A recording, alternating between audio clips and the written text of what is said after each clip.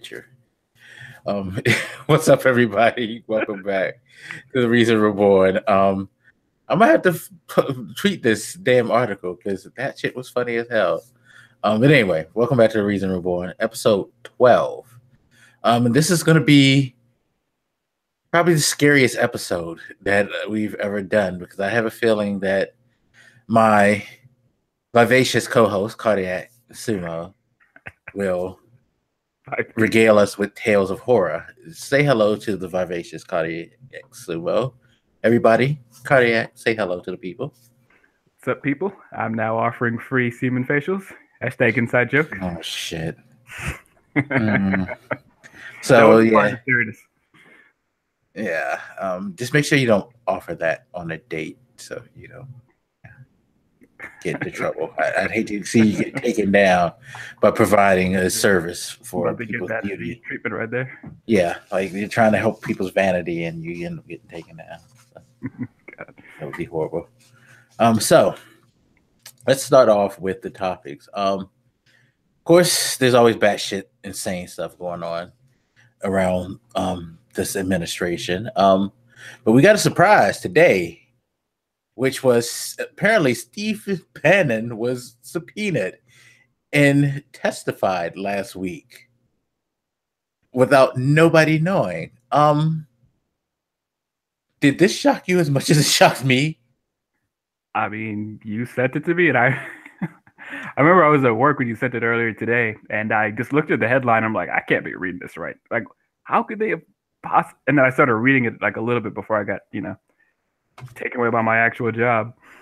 And then I was like, how did he do this? And nobody knew. Like, I couldn't tell if we were just so distracted with other things going on in the news or, I mean, no, it seemed like it broke like today.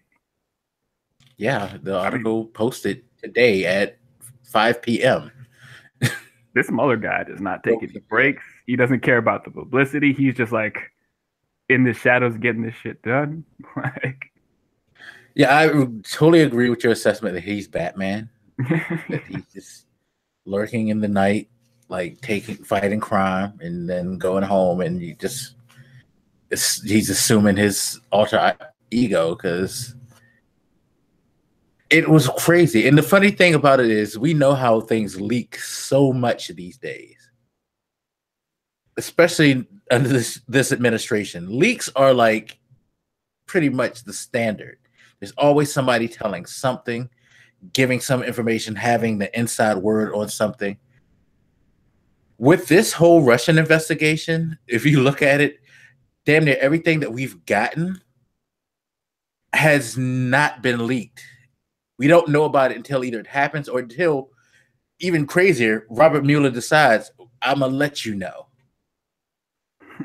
Like, this man is like amazing because he's actually working in the technology age where everybody snitches on every device they have, and he's keeping things quiet. I have no idea how he's doing it. I commend him, and I also fear him, and I hope I never get into a position where I have to have him chasing me down because that shit's crazy. I mean, it does. It makes me feel good because you hear Trump all the time and his administration, trying to tear down our institutions, shitting on the FBI. But watching them perform like this, like, every once in a while, I just be like, oh, by the way, we got that Bannon motherfucker. Like, what? You're just gonna like say that like it's no big deal? It reaffirms the sense that the FBI, I guess, has some sense of competence despite everything Trump and his administration tends to say.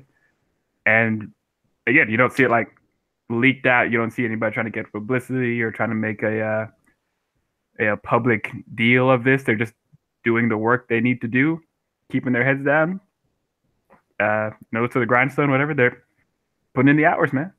Gotta respect it. Yeah, and it's just insane because I also feel like part of his strategy, part of the brilliance of his strategy is that I feel like nothing that he's actually given us information on or that he's actually put out there for the news to grab order to has been like, of no circumstance. I feel like he only did this because he knows he has something to work on. You know what I mean? Right. Like, I feel like anything he feels that doesn't benefit the investigation, he's just not going to say shit about. He's just going to throw it to the wayside and be like, there's no sense in this. At best, it's sensational. It's of no value to what we're doing here. But the fact that, like, I mean, because we didn't even get any information really on what happened. He just said, yeah, I subpoenaed him, and I talked to him. You can't necessarily just blow that away and say, oh, it's just standard thing, because why was it kept so tight-lipped if it was just a standard thing and nothing came out of it? Like, I feel like we're basically watching a serial, and we're supposed to come tune in next week to find out more. Like, it's funny because you used the Batman analogy for him. I feel like we're watching the 60s Batman show where they give you that cliffhanger, and it's like, is Batman going to get Steve Bannon? Is Bannon going to escape? Find out next week on another episode of Mueller Man, or whatever you want to call him. I also respect. I don't know about you, but I haven't seen him, Mueller in particular, show up in media very much. Which one is just he's a professional, I assume, but two, it's like with Trump, he treats so much of public life now, of serious political life, like it's this big TV show, and he's always targeting individuals and individual organizations. And Mueller just seems to stay away from that and keep his head above all of that. And I think it really plays to his favor. And again, makes the FBI look more competent because they're not really playing in the mud with this guy, so to speak. Yeah, it's funny because when you said that, it made me think about it. It was like, yeah, you don't hear any responses from him to anything Trump has to say. You don't hear any responses from the FBI about what's going on. Sure, you hear stuff from the Department of Justice, but that's the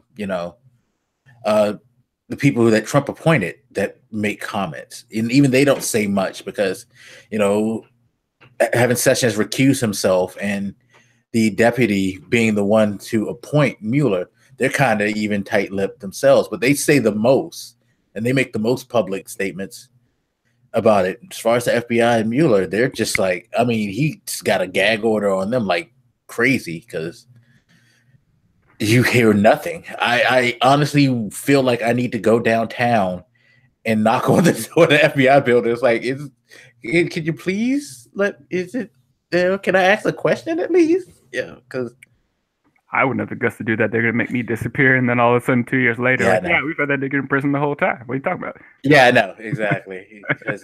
He's not gonna tell you what's going on until he's ready to tell you. So yeah, he was trying to know shit he didn't need to know yet. Don't worry about it. Yeah, it's crazy. It's gonna be interesting to see what comes out, and I can't wait for tomorrow because I haven't yet heard of any response from Trump. And I haven't heard anything about Sarah Sanders making any comments about it. So I cannot wait for the official press release on this and what their statement and thoughts are, because I got to feel like, especially since in the article they also said that there's also been individuals who voluntarily come to testify as well last week. That's another thing I found like crazy. It's like, oh, now there's just people right now just like, yo, I'm snitching before you come get me. Yeah. Protection there. All right. Yeah, I mean, maybe people were just motivated by justice, but good point. Some of it may be. I'm sure there's staff members who are, but you also have to think, if you were present in that room, you held some type of liability. And yeah, they might be like, I did something wrong and I wanted to do the right thing now. But it's also self-preservation. I mean, shit. I don't know how many years I can get, but if I get any time, I don't want it to be long. I'm sorry. Oh my God. And again, I just really want to repeat the notion that watching the FBI be competent in an age where the White House as a whole is not very competent, it restores a bit of a good feeling for me. I don't know if anybody else feels that, but it does make me feel good that at least some parts of our institutions are still managing to function in like an adult way. And it's kind of sad that I'm saying that. Like, a, functioning as an adult shouldn't be like a such a high bar, but it feels good to see it at least a little bit. Shit. Yeah. Speaking of sort of functioning the way you're supposed to, it seems like the Senate is actually trying to function properly. News came out that the Senate claims that they have 50 votes to overturn the net neutrality abolishment that was done by the FCC late last year. 50 votes is good. It's not a slam dunk victory. It means that they're one away from actually being able to vote to at least get into the process of having this amended. Of course, there's a slight problem is that our law requires that any bill that's passed must be approved by the president. So there's that. And if you want to overturn a presidential veto, you need 2/3 vote from the Senate and the House, not one, both. So, what is your over under on Trump actually signing this thing? You think it's over? Let's throw out a decent enough number. You think it's better than a 50-50 chance, or do you think it's less than a 50-50 chance? I want to say no. I think two things working in favor of him signing it might be either he's too inept to know that his party probably doesn't want him to sign it because, we had that situation the other day where he was in a whatever meeting and he kept like switching his viewpoint depending on whoever was talking. So his own ineptitude might work in the rest of America's favor. And if he cares at all about, public sentiment toward him, his popularity percentage or whatever it's called, I forgot all of a sudden. But there are minor things that might push him toward it. But generally speaking, he seems pretty hell bent on destroying anything that seems like an Obama era legacy. And this, I believe, did come out of the Obama era. These net neutrality protections. Yeah. So to the extent that he's motivated to, fuck the black guy, I don't see it going well if it reaches his desk. Yeah, it would be interesting. Maybe we'll luck out and he won't be sitting at that desk when it reaches. It could be. We have a chance. We're getting a better chance. It's getting better today. I mean, Mueller is like starting to make it seem more of a reality than just a fantasy. At least, at the very least, it's becoming more of a possibility. So yeah, it's an uncomfortable thing to hope for. But I think we were talking about earlier. It feels bad that I don't think most Americans. I don't remember the percentages as far as opinion on this, but I think it was pretty clear that most Americans did not want the Obama era FCC regulation stuff to be repealed. They want a free and open internet and all that shit, and yet that's being threatened, and it seems incredibly difficult to stop it from being threatened despite what most Americans want. I do feel that when people see stuff like that, they're like, see, government's bullshit, politics is bullshit. And it doesn't feel good, but I guess it's just one of those instances where politics is difficult. I don't know. Yeah, no, it's crazy. I mean, I'm glad to see this progress.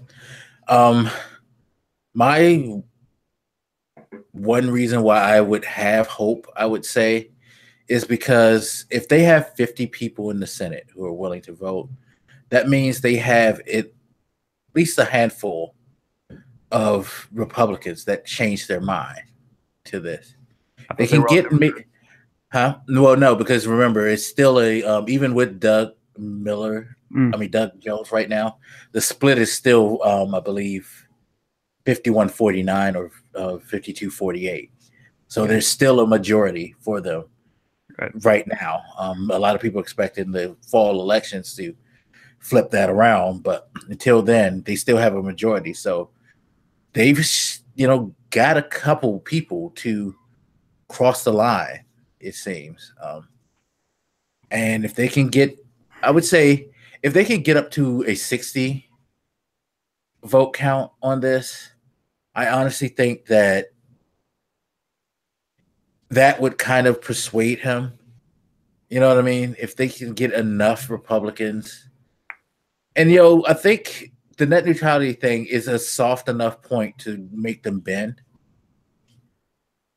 So it's a chance. I mean, it's not, I don't see that as a real big hard point for them as a whole, as opposed to just individuals. But that's me probably wishfully thinking right now.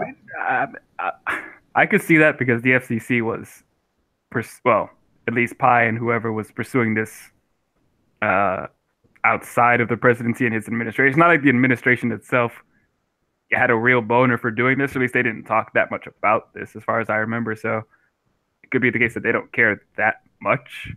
Yeah. I mean, they're vindictive, so I worry about that. But yeah, I would not say that this is one of it. This isn't like tax reform for them or anything. Like, I don't think they care so very much about this that they couldn't be persuaded. Yeah, I think it's such a small point. I mean, but again, look at the small man we have in office who will be petty enough to even go after small things. But I think for probably senators and representatives, it's probably such a small point to want to like fight over that they'll be like, yeah, let's get us a victory here and let's look like the good guys for a change. It's a layup. It honestly, if they think about it, it's a political layup. I mean, they miss a lot of layups. I think so. Yeah, I know. I agree that it's a political layup, but I'm still not confident that they can make it. Well, time. And I'm comfortable with this. You mentioned, I guess, it's 2018 now, the elections this year. People have been talking about a Democratic wave and Democrats retaking the House and Senate and all that shit. I've been thinking, like, it feels really uncomfortable the way we're talking about this. Like, the Democrats have to take back this. And I don't know. It's a minor point, but it feels like you shouldn't have to take back from the opposing force. You know what I mean? You should, in theory, be working together. It shouldn't be, fuck it, we got to take back the land we've lost in this whole war we're doing constantly. It's an uncomfortable way that we tend to look at this, but I digress. It's a minor point. Yeah. Well, keep your fingers crossed, people, please. Okay, so first we're going to talk about the shithole thing. Then we're going to talk about the things that concerned you the most, especially that Hawaii thing, and then let you creep us the fuck out.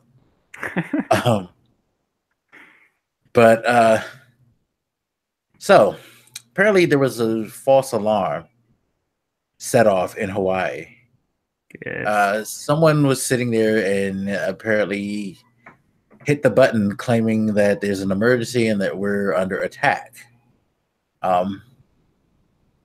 How he did that, I don't know. He's actually resigned as of yesterday. They won't name who he is or say anything beyond, yeah, he quit his job for doing that. Also, I just saw recently, apparently the same thing happened in Japan. So I was just looking for that because I swear I saw that. So, and I was not aware of this until a few minutes ago, but what the hell is going on right now that we got people like that nervous? You probably know a bit more because you probably read a bit more on this. So I'll let you take the floor on this one because I'm just utterly confused by the whole situation. I mean, I'm confused by the information we got because I'm starting to wonder if pressing the wrong button or whatever was like a metaphor or if there's literally a button. But it seemed like what was it, like 8 o'clock some morning, everybody in Hawaii got like messages and telephone interruptions and all sorts of stuff saying, there's a ballistic missile impact threat inbound or whatever. It's going to be here in 15 minutes or some shit. And there was 38 minutes of pure panic as everybody on the island, rushed around trying to find their kids, trying to find a safe place to be. You look at the news, they're talking about people who called in saying, they thought this was going to be the last moments of their lives. I remember hearing about some dude whose kids were in two different places, and he had to decide, which one am I going to spend the last moments of my life with, which was a fucked up thing to hear. Oh, God. That is fucked up. I mean, I don't know. You see it in the news now. People make little jokes and stuff, but I remember seeing that. I'm like, my God, these people thought for like a good half hour that they were seriously going to die. You have parents probably clutching to their kids, thinking that these are the last moments they'll ever be with anybody they love or anything. People stewing in their own regrets. This is a very serious deal, and there's a lot of anger about I don't want to say ineptitude per se, because I don't know how easy it was to push this button, but the fact that it was a mistake has pissed a lot of people off. I'm curious what they were supposed to do in this case, because I don't know what hiding in your house was really going to do against a missile crisis. But that point aside,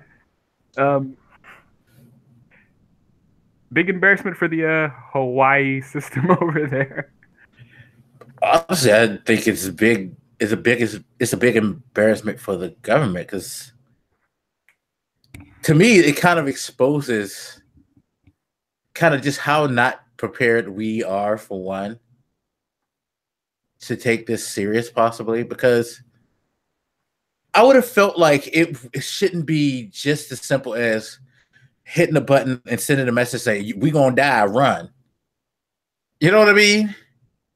I feel like they should be like some type of like, how you get those like warnings on TV where they're testing the emergency warning system and all that. Like, yeah. I thought that was something substantial where they would put a message and give you information on where to go, what to do. Like, I wonder if they probably would. I mean, since this was a test scenario, it doesn't surprise me that it didn't really have. Well, I guess it was set off like it was real. It wasn't a test, excuse me. It was an accidentally real set off thing. So I don't know. Maybe there should have been information. I do want to say I hear a lot of people making the argument that, I hear people saying there shouldn't just be one button to send like all this stuff to phones and TVs, and that there should be more gates to go through to set this thing off. I do agree it shouldn't be as easy as some asshole pressing a button accidentally. I don't agree with many of the gates people want to put up over this, because in theory, if you only have like 15, 30 minutes to deal with this, and assuming there's some way you can actually protect yourself, you don't want a bunch of hoops to jump through to deal with this, right? You want to be able to fire this off to all mediums as quickly as possible. So I don't agree, as far as design goes, that it should be that hard to set it off. I think it should be much harder than it apparently is. But yeah, I feel like people are like, there should be multiple points of contact. There should be approval in this, and it's like every moment you waste with these barriers you have to go through, it's concerning to me. I don't think people are thinking through proper, and it could be, again, because I'm a software engineer, so I think about the time it takes for users to do certain shit. The more barriers you have, the longer it takes. The more back and forth you have to do with the system, the more time you waste. It concerns me the way people are talking about the way this should be designed. I agree, should not be designed the way it fucking is now, because that's fucking crazy. But let's think more about this. Yeah, like I'm wondering, like, what signaled this guy to hit the button?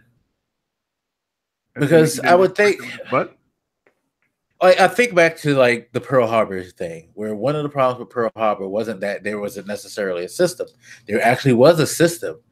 They just had shut the radar down for some odd reason. I forget if it was like for maintenance or it's like every day they shut it down to conserve or something. It was something that made no sense for them to shut it down.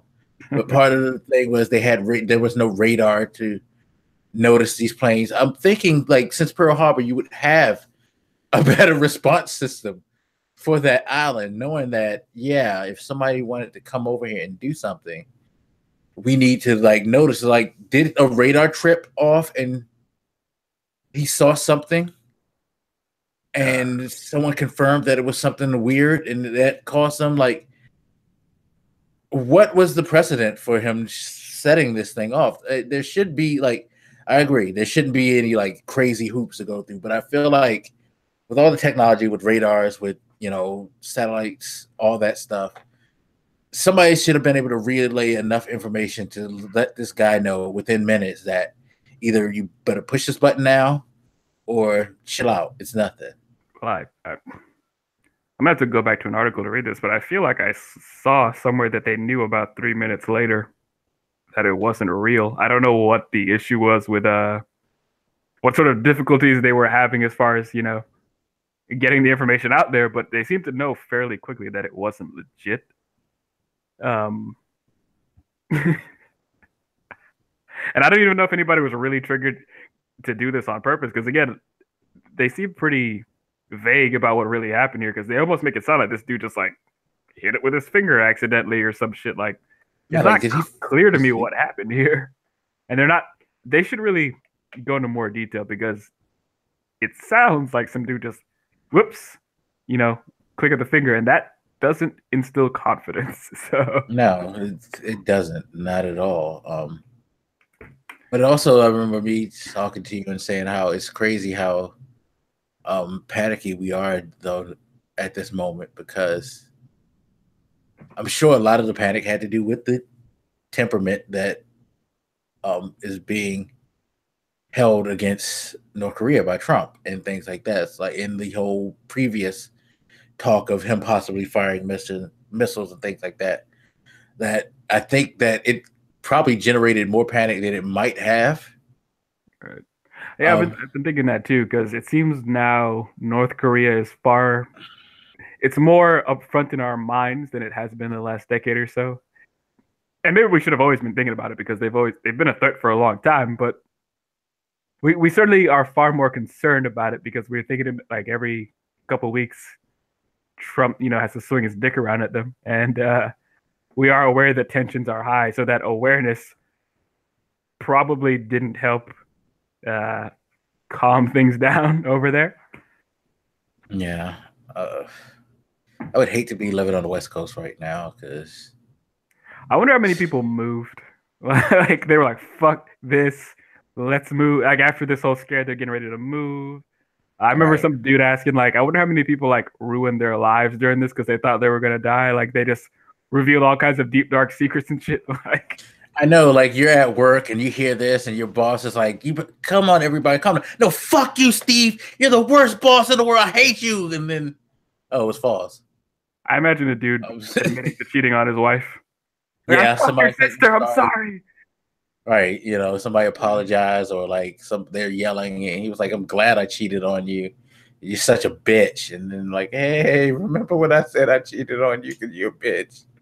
Remember when I did it in front of the kids too? Right, when they thought they were gonna die, They're like, "Steve, these aren't your kids." Oh my god! Like, yeah, there could be a lot. Yeah, they might have ruined a lot of like happy situations, supposedly happy situations with that. I do feel like we need to joke around about this a little bit, because it's scary as fuck. Yes, it is. It is because like, think about how worse it may have get. What if he was the guy on the missile system, the counter like strike system? There have been people. He might have like pushed that button and shot missiles and started World War III. Yeah, I remember panic. So seeing a couple people saying like, this type of thing has never been a problem. That's not true. Like, the second I saw that sort of sentiment, I was thinking about this example. It was in Russian, like the 80s or something. It was Stanislav Petrov or something. Like, he got these missile warning things, and he was in charge of like a counterattack sort of thing, which could have got us into like an atomic war and shit. And he decided not to counterattack. I can't remember what his reasoning was, but it turned out that the missile warnings were like a mistake. They were like a glitch or whatever. They weren't real. And his decision not to counterattack helped us avoid, serious like nuclear war probably. That was one dude who just like went against the natural decision-making process that really helped save probably the whole world, right? So the notion that this is not a problem is not true. It has been a problem for a long time. We've just been very lucky that, people's idiocy hasn't killed more people yet. And this is, like with nuclear weaponry in general, we really need to start thinking more about this. It's this ever looming threat in our lives that a lot of us ignore because, at least not me, a lot of us haven't grown up during like the Cold War or anything like that. We're like nuclear explosions and bombs are not that forefront in our mind or anything. So maybe we tend not to think enough about it, but these things can happen. And like you said, if this dude was in charge of a counterattack and he actually did it, the whole world could be looking a lot different right now. We need Tom Clancy back, and I'm not talking about help them make video games. Okay. For those who don't know, Tom Clancy used to write all these spy novels. Basically, they were government intrigue novels. But as fictional as a lot of the stuff is, people should have took him more serious because he's an ex-naval officer. He was one of the people who was involved in a lot of that stuff. So he knows. Seriously. He knew, sorry, God rest his soul, but he knew about a lot of the inside workings, or at least had familiarity with that stuff. Like stuff like Hunt for Red October and Crimson Tide were kind of based on theories that they probably discussed, because like things like, what would happen if someone defected with a nuclear sub? What would happen if there was a chance that there may be a war imminent and you had two officers who were supposed to work together and agree on when to launch, had a huge difference of opinion as to when it's time to fire a missile and when it's not, without knowing what's actually going on above water and things like that. And the same can be said about above ground things. That guy looking at that radar, is he looking at just a speck? Is he tracking the wrong thing? And it's actually one of our planes, not somebody. It's like, that shit's scary. It is. And there's been issues similar to this, though not as major as that one, but yeah, this does happen. I feel like this is something to freak out about, but when people say like this type of thing never happened before, like, no, you're just kind of ignorant of the history. This has definitely been a problem for decades, at least. Like, since we've had this type of weaponry, this has been a problem. Yeah, I remember in history we were taught about the Cold War and how they showed people they actually used to make you sit in class when you were in elementary school and learn how to do the duck and cover shit. Mm-hmm. Like that was going to save you from a fucking nuclear missile, by the way. Like, it's stupid as shit. We laugh about it now, but at the very least they were thinking about it. Yeah. I guess you could say it's not a good thing that we're thinking about it now because it's this overwhelming anxiety, but we should be more cognizant of this problem than we are. Yeah, because it seems stupid to think that you were going to survive a nuclear missile by ducking and cover, but I have to give them credit. They were being proactive about trying to at least figure out a way of keeping people, like, I don't know, calm, or at least giving them a plan. And sometimes it's better to just go in with the plan, however as dumb as the plan might seem, than to just do like what happened in Hawaii, where he just hits the button and says, here's come a missile. And like, you're all gonna die. So what the fuck are we supposed to do? Is there shelters that we can go to?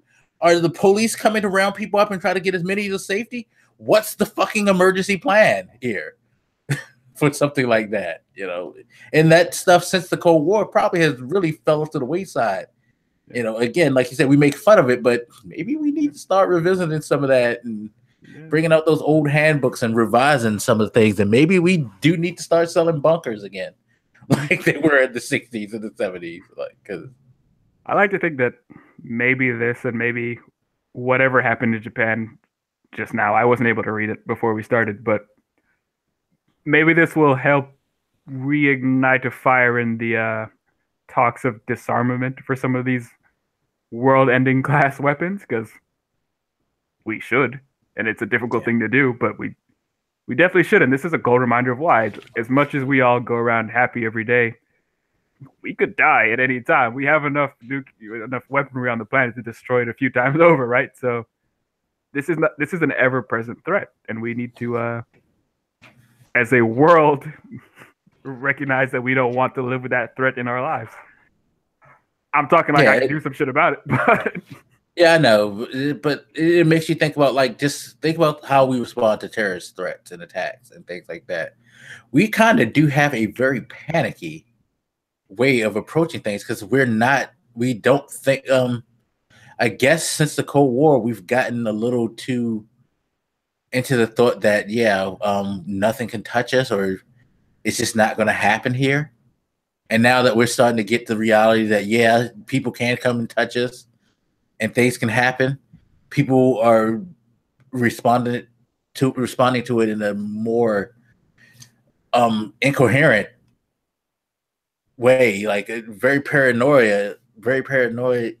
I can't say the word, but you're being very paranoid and not necessarily trying to figure out, okay, so what should we do, instead of just like, oh my God, it's it's funny because this reminds me to mention to you a conversation I had at work, but in brief, a coworker of mine was saying like they don't go to the movies, and we were like, why not? Because you'll fall asleep. And they were like, no, because terrorists attack people in movie theaters.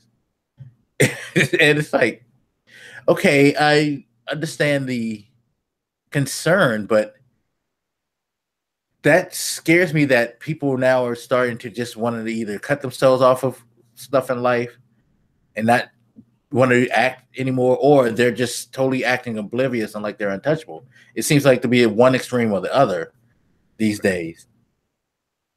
Yeah, definitely. Before we hop off this, I do want to say, and this might be a thinking point for everybody there. I mean, like, what would you have done if you were in that situation? Because I remember once I heard about this, like, I stopped and I tried to put myself in their shoes, and I was like, what would I do? Like, right now, my life is going as it is. If I thought there was a missile coming at me, I was frozen with this thought. Like, I'm not sure what I would do. I started thinking maybe I would just kind of sit there and just wait or something, because you hear about these people trying to run and drive, and like in my head I'm like, I'm fairly certain I can't escape this. So I feel like I would accept it probably sooner than most people. But I find myself paralyzed with that thought for a little while. Like, I'm not sure what I would have done, let alone should have done in that case if I was there. So yeah, it's an enlightening thing to think about. It is a very enlightening thing. I'm glad the people of Hawaii are still alive. Yeah, I am too. Did we discuss the shithole thing, by the way? I don't think we talked about that. Nope. Okay, so I really don't want to stick a long time around this because I get tired of talking about this man. He makes me angry, and I don't have alcohol to soothe me. I mean, to be fair, we haven't talked about him directly too much yet, so I know it's actually kind of cool that we haven't talked about Cheeto Man much. But I was thinking Captain Cheeto. I'm about to rebrand your repack. Captain Cheeto's fine. I can live with that. Actually, that would be cool because he could be like Captain Cold, except for in like the blue and white jacket. Just have him in an orange jacket. My freeze. Of course, his companion should always be a cheetah because it would be like the cheetah. So. But shitholes. Man, I haven't heard that word so many fucking times. Hold on, you got muted really quick. Sorry. Did I? I turned my sound down. No, that was me. I turned my sound down. I was saying, like, I haven't heard the term shithole so frequently in such a short period of time in my entire life. Like, it's starting to make the word kind of boring for me. But go ahead. So basically what happened was there was a report that came out that during one of the meetings in the negotiations for continuing the DACA bill, the Dreamers Act, Trump was reportedly caught saying numerous times to Republicans and Democratic officials about how countries like Haiti were shitholes in the world and why should we help them. This sparked, of course, a lot of drama because pretty much anything this man says that's quote unquote unbelievable does that, even though it should be beyond the unbelievable stage at this point. Like, unbelievable for him should be him saying something decent at this point, as far as I'm concerned. I'm not totally surprised. I am taken aback at some things that he says. He does catch me. now and then right now, but it's not an unprecedented thing for this guy to say something as foul as that. And there's been a whole big drama and debate over this. You have stars, media, all going off about how, like, they're from shithole countries like Haiti, or, like some of the African countries that apparently he's mentioned in the past and things like that. And, it's gotten to the point now where we have Republicans who were present in that meeting coming out and trying to defend him in the most inept way. One of the defenses being, no, he didn't call it a shithole. He said it was a shit house. As if that makes it better. Because I guess it's better for you to live in a house that's shitty than a hole that's shitty. Minor point, it doesn't feel like the term shit house even makes sense in that context, like grammatically, but whatever. Exactly. I guess I'm a profanity snob. But it's like, yeah, that would be like, not only is he using poor taste of words and being an asshole, but his alliteration is horrible if he said shit house. So it's like, was it any worse than the other defense, which is that he didn't say it? That joint effort by those two motherfuckers whose names escape me all of a sudden, who just said, "Nope, he didn't say it." Like a couple days later, we remembered he didn't say it. Nah, like, is it any worse than that? Yeah, no, it's all bad, and it's just like, I don't know why they didn't do that mental test if you didn't know he actually had a physical this past week. And of course it was A-OK, which is a lie. You can look at him and tell this man is not in the best health. That's just like me saying that I am in the greatest shape I've ever been in my life with my fat ass. No, get the fuck out of here. He should have had they should have gave him a mental evaluation. They really should have gave him a mental evaluation. So is that something we normally do with the president? Actually, I believe you do have to have some type of checkup, and they do offer stuff like that. They should offer stuff like that, because being president is hard for a sane person. I feel like they should probably require it, but yeah, I'm just curious if there's a precedent of doing this with presidents. Yeah, I need to look that up, because if there is, he needs to seriously be put on this and probably put on a daily regimen, and maybe he'll calm himself down, because there's no way that anybody here's my thing. Like, we all kind of feel like people like Paul Ryan and Mitch McConnell and some of the other Republicans are probably racist and homophobic and what have you. But at least they are refined enough to kind of like veil it, to at least veil it.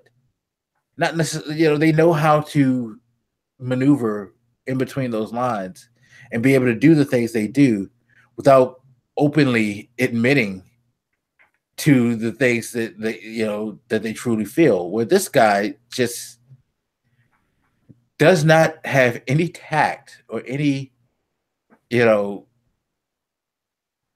wherewithal about him. It confuses me that someone that like, we've had boorish presidents before, but even they've had some tact. I mean, Teddy Roosevelt used to curse and scream and rave all the time, but he knew where the line was and what, he knew where the line was, the tone of the room, and how to work within it. This guy don't seem to know anything, and I don't get it.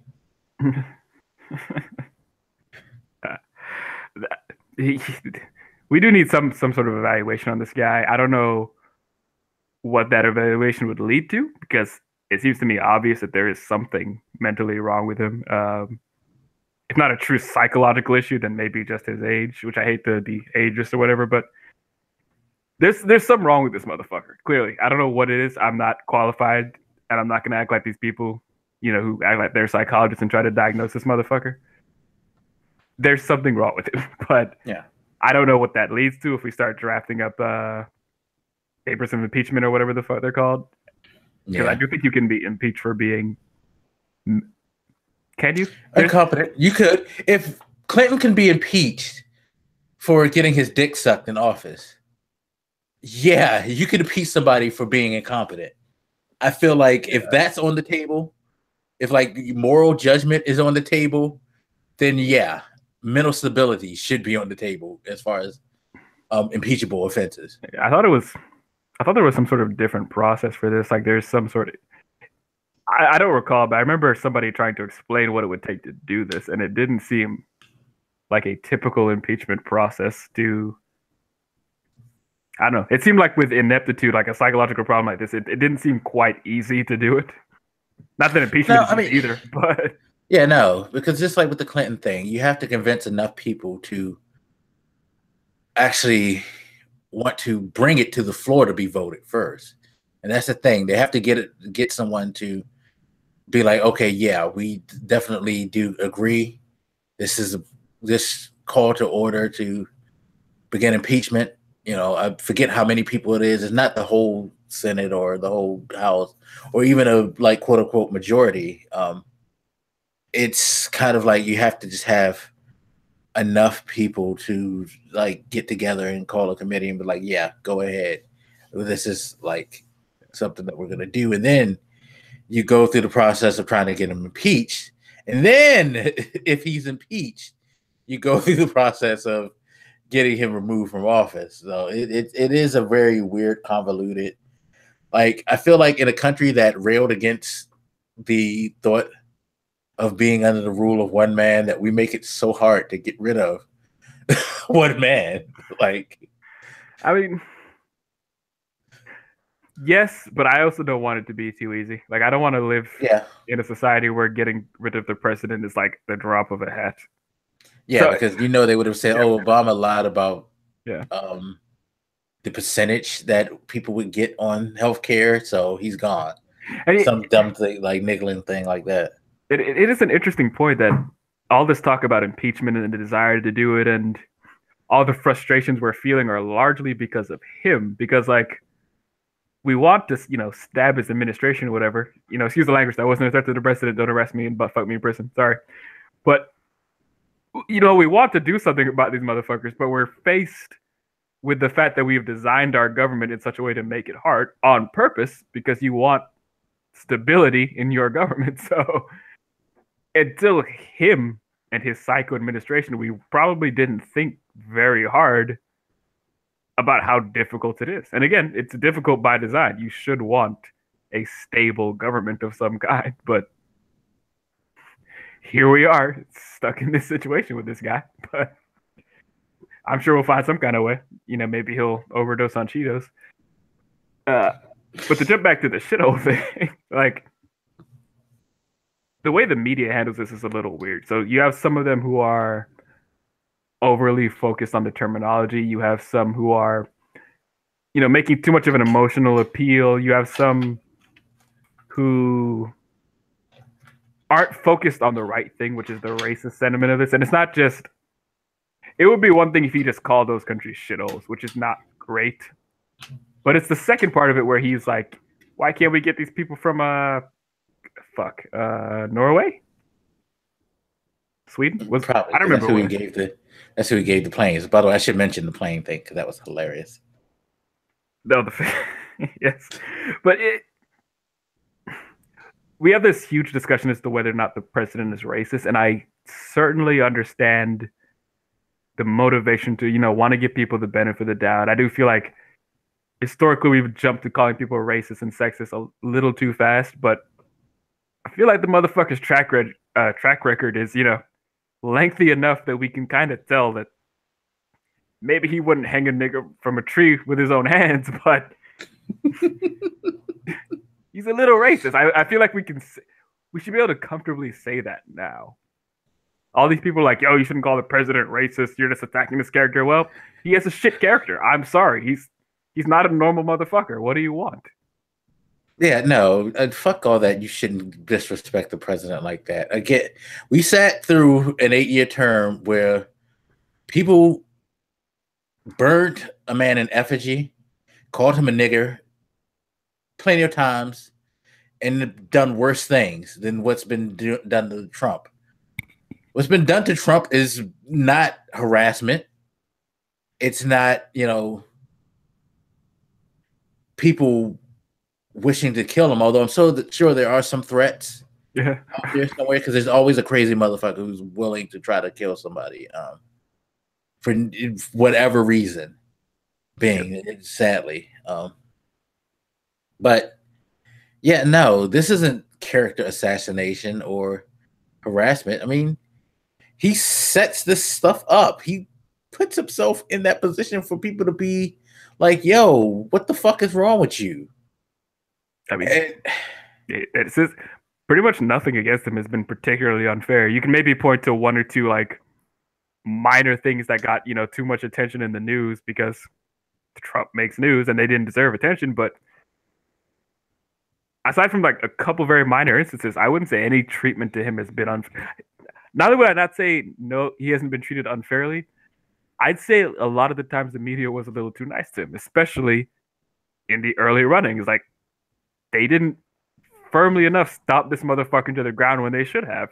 And a lot of times they still don't. You see this weird hesitation to call him racist. And again, I do understand that. We should hesitate to call people racist. It's a very serious charge. But at some point you have to call it what it is. And yeah, while I commend people for being hesitant, fuck it, he's alright. Like I've been thinking about this whole time. Like I do. And to be fair, it's not as clear with him as it is with certain other people who are, maybe directly associated with the KKK or actually do explicitly argue racist points and feel that they are racist and, say it proudly and say, fuck black people and all that shit. It may not be as obvious with him, but we've seen enough of his behavior by now. So, fuck it. He's a racist. Yeah, it's hard to it's hard to defend that shit, and I find it fascinating how many people are willing to defend it. Which I know you probably shouldn't feel this way, but yeah, I do feel it brings it to question what their mentality is like. Like, are you racist? Because why would you defend something like that? I understand some people are just doing it because they need him so they can push policy, but how important is your policy? Like that you would stand next to it. Like I think some people are somewhat in denial because you see certain things with this president and it's like it's so fucking outlandish. It's almost like people can't process that he's really doing it. So you see like this weird compulsion from people to be like, no, he's not really. Like, yes, it is. I know it's hard to swallow and it's really fucking weird, but he is that fucking weird. Like, you have to get past this reflex that there's no way a person would do this types of things. Like, yeah, there's no way a rational person would do this type of shit, but he's not normal. I don't mean just for a president. Like, as a person, he's not fucking normal, and you need to stop thinking about him like he's a normal person who would react to situations normally. You need to change your mindset when you think about this guy because he really is that extreme in many, many ways. And on this point, this feeling about immigrants that he's stoking, which has been there a little bit, but he's really pouring the gas on this fucking fire is really problematic.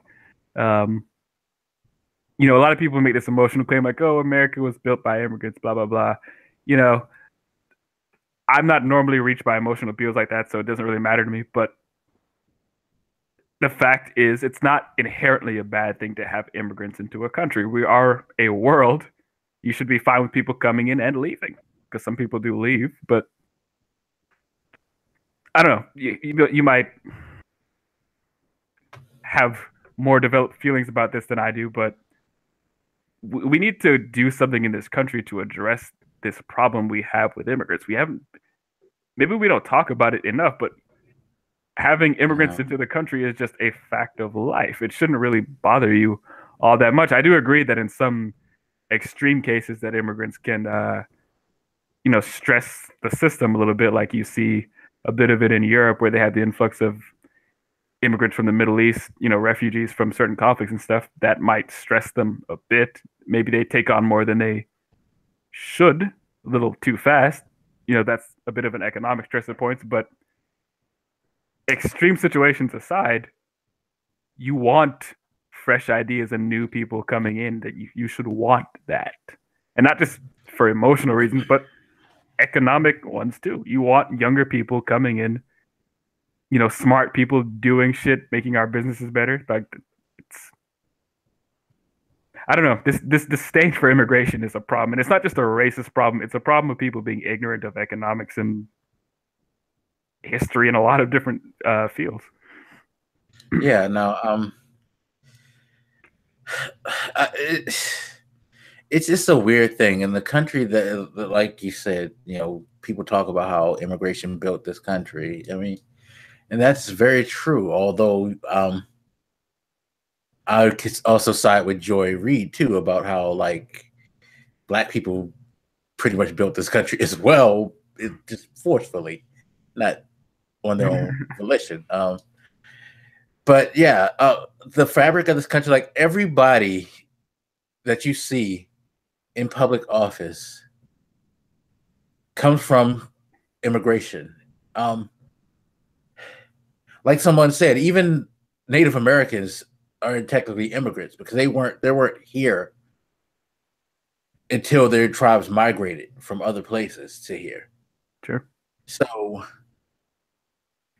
the dismissal of immigrants is weird to me. It's like a fabric of society as far as I'm concerned. It's just something that we do as people.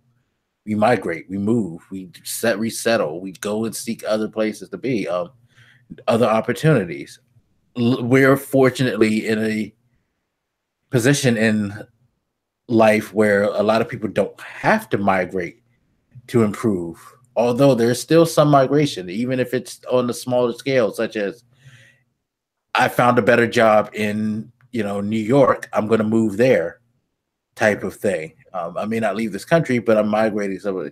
So it's just something natural, and I don't see why people want to like play this like let's close our doors and not let anybody else in to try to like have a chance. Yeah, I'm not sure where this, because I've seen it even to some of my friends, and like years before Trump, this sort of populist, fuck the rest of the world, we're America. You see it in like everything. Anytime they think about the rest of the world, you kind of see it in their attitude. Like, if it's us intervening in some other conflict, they're like, that's none of our business. Fuck that. We're red, white, and blue over here. We don't need to worry about anything else that happens in the world, even though, again, we're part of the same world. So you should care about other problems, if only because they can seep over here at some point. I'm not going to get into like the more complex and nuanced issues of, global intervention and shit, but in general, you shouldn't just say, if it's not a direct American problem, fuck it, it doesn't matter. We're part of the same planet. And I think this attitude has just been outstretching. I think that's part of the problem with immigration, is this idea that if it's not American, it's not us, it doesn't matter. We're identified with being American. Anybody else who's coming in and succeeding in any way is stealing from America, not being American, which is this weird identity issue, because if they come over here and they succeed, they are American, for, I assume, in most cases. They came over here, they got their citizenship, they live here, build families. They are part of America. You just don't really see them as that because they came over. And maybe, you didn't personally immigrate. Maybe your parents did. So for you, you just grew up in America and you can't accept anybody who didn't. But I don't know. I feel like there's varying degrees of this attitude out that people don't notice, but I've taken note of it. Not to the extreme that some people have, but I do notice it around at smaller degrees in a lot of people, where they don't seem to acknowledge the idea that we are a global society as well. We're not just American, we're part of Earth. And that means influx and outflux of people. That is just a natural consequence of sharing the planet. We need to start embracing more of a global worldview than just an American one. Yeah, I 100% agree, because it's funny because having that attitude of America first and all of that, I feel like people don't really recognize how dependent the world is on each other. Like everybody always say buy America first, but there's certain things that we don't have the resources to make or to develop that you got to get from other countries. I do realize that a lot of times those things, goods and services, are founded in other countries simply because a lot of businessmen are cheap and greedy and want to maximize their profits by outsourcing. That is a thing, that is a concern to the economy and whatnot. At least it should be a concern, but at the same time, there's still a need. It's just like certain places in the country can't grow wheat. We provide a lot of wheat for other places in the world, and not just as a profitable thing. We need to do that because it helps keep the ecosystem going. It helps keep the cycle of life going because we help you out, and then you guys send us they can't grow wheat in Siberia. It's too damn cold, but they can make vodka, which I'm happy that you do, by the way, and that you export here. Thank you, Russia, for that invention. That's the greatest thing in the world. I love you. But it's just things like that. There's a give and take that we seem to not want to acknowledge and make it seem like, interacting with the world, having a global view is just horrible. Right. When it's not. It's beneficial. So I don't know, maybe we need to do better in school with that, because I was, thinking as you talked about that, like when I was learning history and stuff in school, or like economics and government, it's mostly completely American centric, which is fine to agree because it's a smaller scale, so it's easier to swallow. But this is largely an American problem. We don't really think that much about the rest of the world the way I'm sure Europe does, because there are a bunch of different countries physically close to each other, on one big landmass. And I think that might be one of the disadvantages of living in America is we're not really close to any other countries, just Canada and Mexico. And since we're such a large landmass, you don't really have to go into any of those. Whereas if you live in Europe, you can just drive over to another country. You have people who speak multiple languages, where I feel like here, at least, we're missing a certain sense of being part of a globe that probably the rest of the earth, most of it at least, probably has over us. And I don't know what we do about that. Maybe we need to adjust our education. That's the funny thing, because we kind of had it happen naturally with immigration, but we dismiss it and we throw it to the wayside and we want to get rid of it. It's like you're getting Spanish people and Asian people, African people. You're getting a multicultural environment that you can learn from. They're growing up in America, but there's still people who have taught them things, or there are people who just got here who could teach you things about how life is there that you can learn. You can, perhaps take some of the ideas from these other countries and be like, you know what? That might work in our economic system or our government system. So I might argue that it's probably not working, because you talk about us offloading jobs. Oh no, I agree. It's definitely not working. So, I mean, it's not working for specific parts of the country, because a lot of those people coming in from other countries are going to high density places like New York or California, or they're not going to like the Midwest. Places that are still largely white, and places that have also been hit stronger by this issue of us offloading different kind of jobs. So a lot of this resentment you see toward immigration is from these people who have lost jobs, partly because of our businesses shooting them out overseas, and they see these immigrants coming and getting jobs. I can see why they're a little pissy about it. They're also the people who are not living around a very diverse set of people.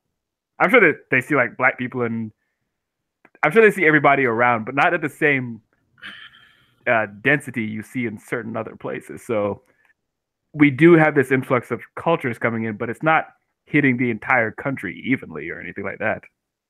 Yeah, I think part of that, though, is the fear of those areas, because it makes me remember when one of my sisters used to live in Charlotte, North Carolina. And over the years, we would go back and forth, visit her occasionally.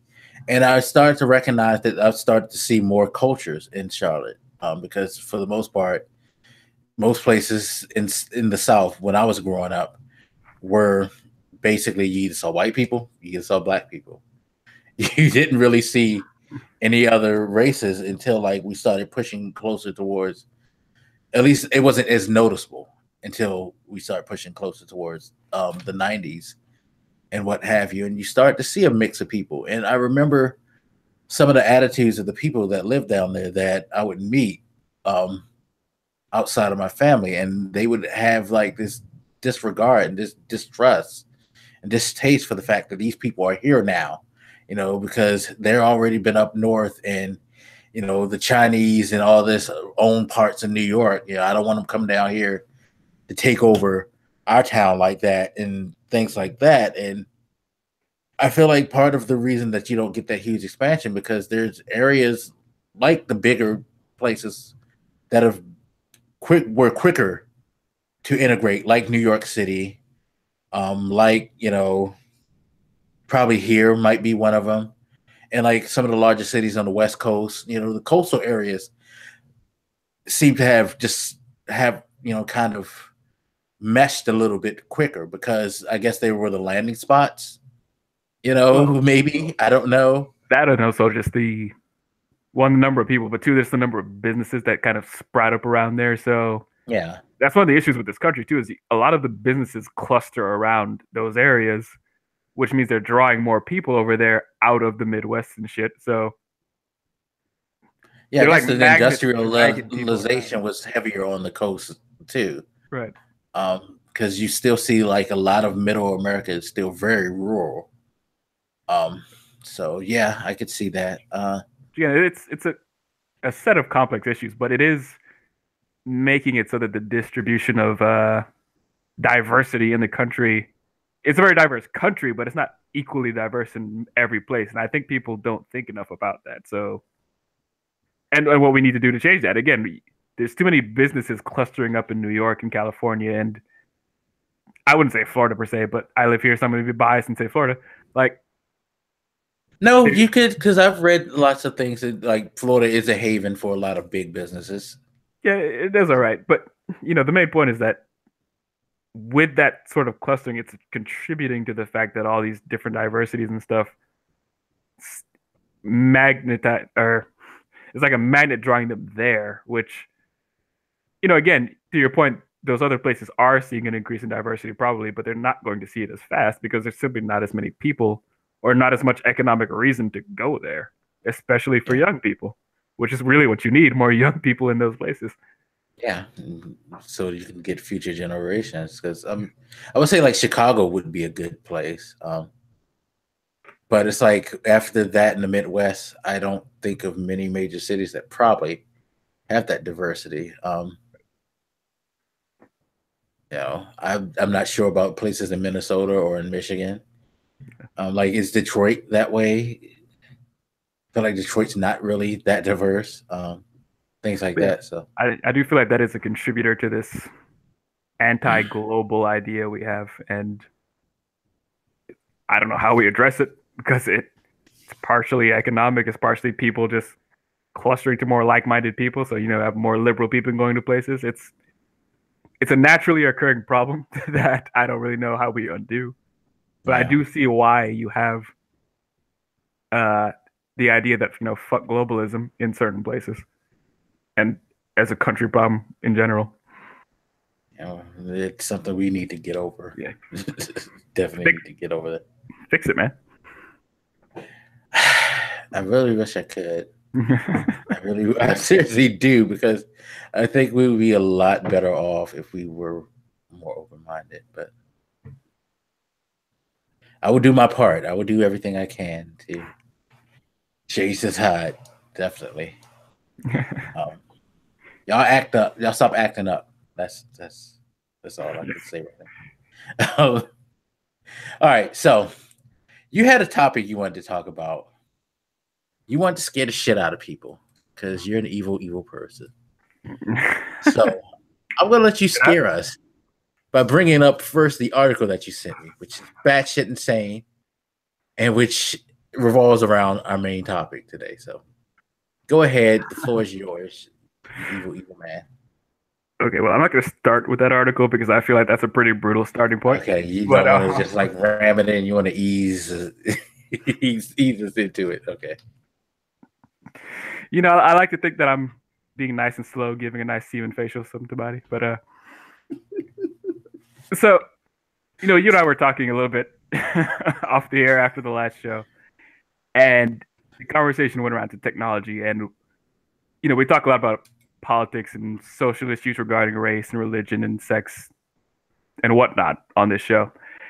As somebody in technology and just with a love of technology, I feel like we don't talk enough about some of the ethical issues surrounding technology. Now, I'm probably going to say some things that are going to concern people in the next few minutes, and I think they should concern you. I do want to make it the point that I'm still very positive in most cases about technology, but there are moral, legal, ethical issues that we need to discuss that we often don't because either people feel like the problem is too far off in the future or they're just ignorant of the problems, I guess. They don't give a shit.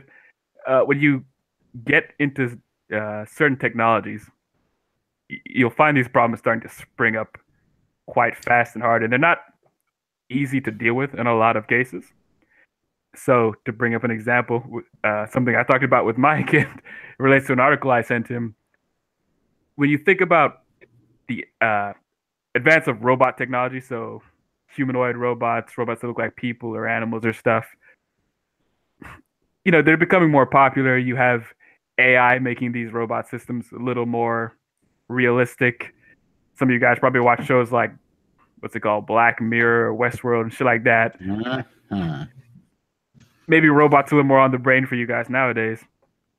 So I asked this question to Mike that he felt, I'm going to say uncomfortable with, but it had come up in a talk that I had listened to about, essentially it was about robot ethics. And the conversation point was, you have these sex dolls now that people have, like adult sex dolls. What are you going to do when you have a robot sex doll that is the size and dimensions of a child, or a child sex bot, a CSB, which is an acronym I just learned a little while ago.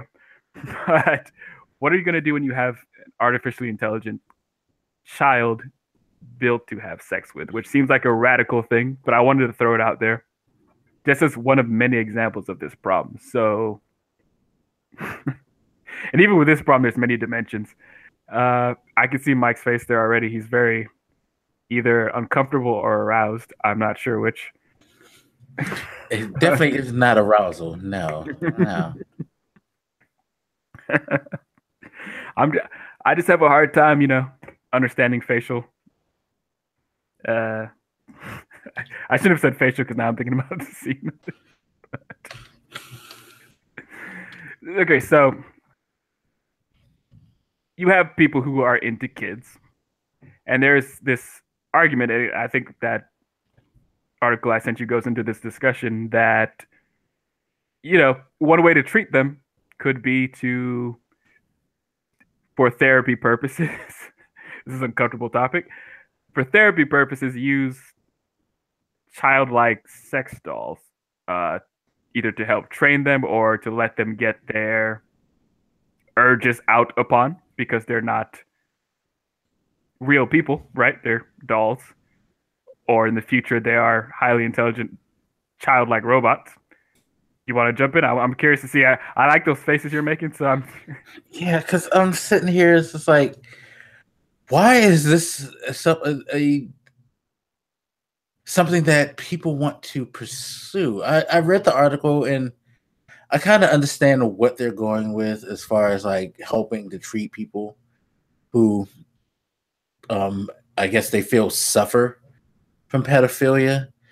And I will say this, it did make me start thinking about pedophilia being more as maybe some type of disease as opposed to just a thing people are into.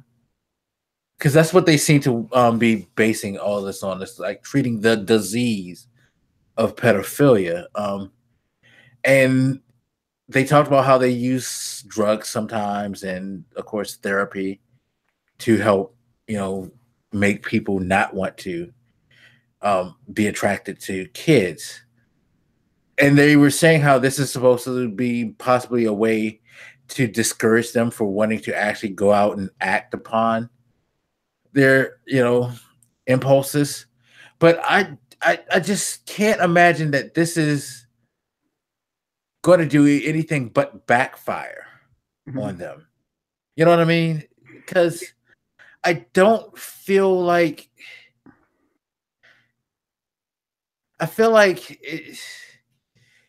I don't know. It doesn't feel like paintball to me. If this makes sense to you, it's like if I go out and I'll go to a paintball range with some people, and we have fun and we splatter people with, the paint.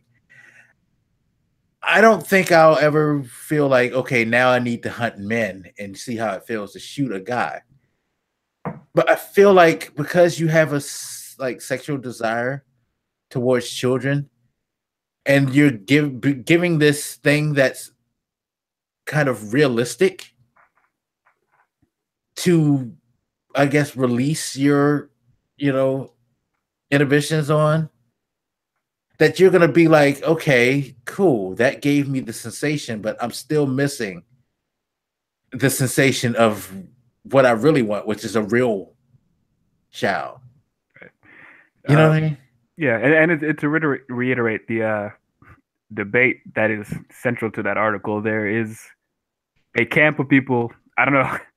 I'm not too deep into the research that exists on this, but there are some people who argue that using these types of dolls will help treat these types of people in whatever way that might mean. Either, like Black said, letting them release themselves. There's a better term somewhere in there, but take out their urges on these dolls, or what other people suggested, using them as therapy to help people deal with this in a more healthy way, help train them to not act on these urges, essentially, without using actual children. And then there's the other people who argue that this would actually make it worse, because then they're pushing further toward the real thing. It'll kind of heighten their desires. I will say that I don't think any research on this is conclusive just yet. I think research remains to be done. I don't know that we understand really what type of effect this has on those types of people, on the human psyche in general. Can't offer you guys a definitive answer as to whether this would make things better or worse, because I just don't think the research is there to make a declarative statement on this. Okay, but do you think that this research should be there? And I think that's one of the things about the fear of technology that festers in people, is that there's some things that we think of doing from a technical standpoint that, like with this, I have to say, I don't think you need to research something like this. I understand your intent and purpose behind it, but it's a very uncomfortable idea that you're trying to create a means for a pedophile to get his rocks off or her rocks off by being with a child. And it's like, with the research, I keep thinking, okay, so what is your point? What's the actual motive with this? Is this just a release for these people?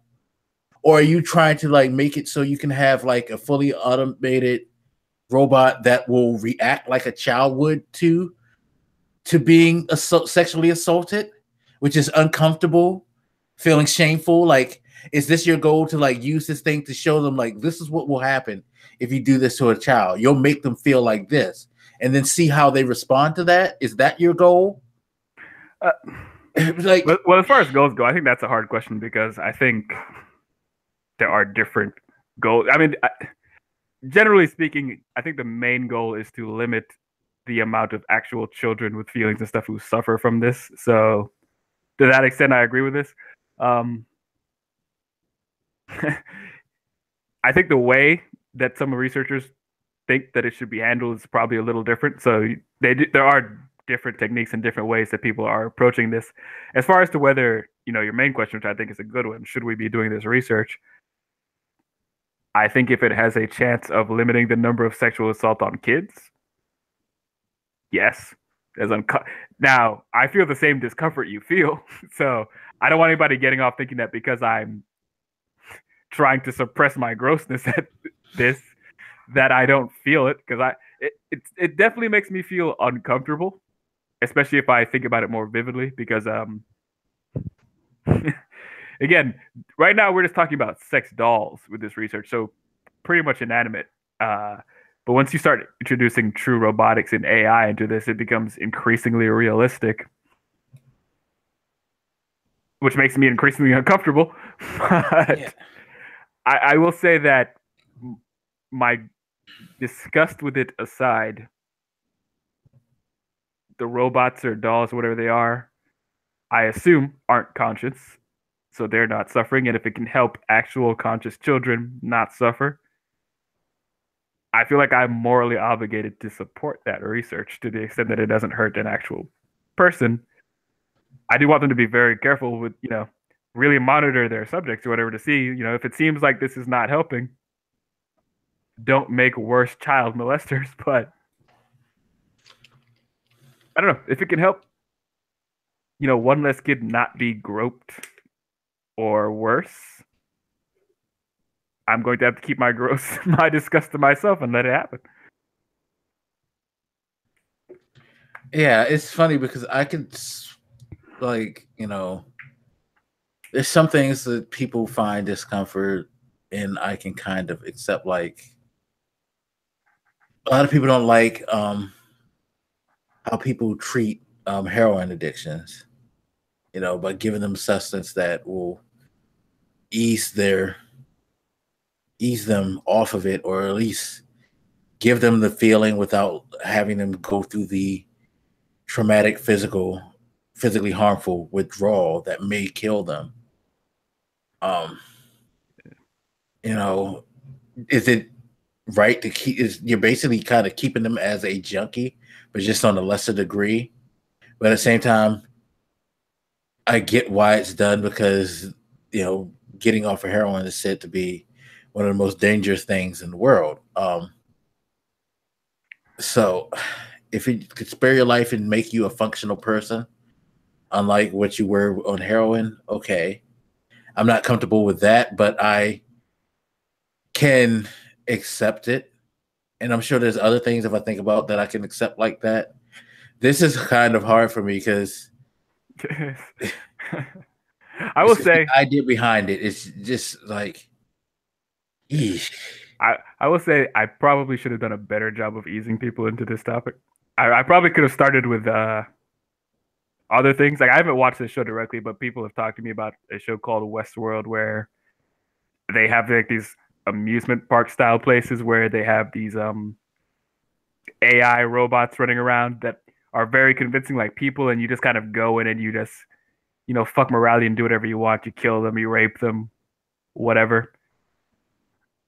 I still have to watch it because people talk to me about the show all the time. But I probably could have started there because at least it was adult. But I don't know. I didn't want to dip the toe in too slow. I will say you said something important earlier as far as your perception on what do you call them?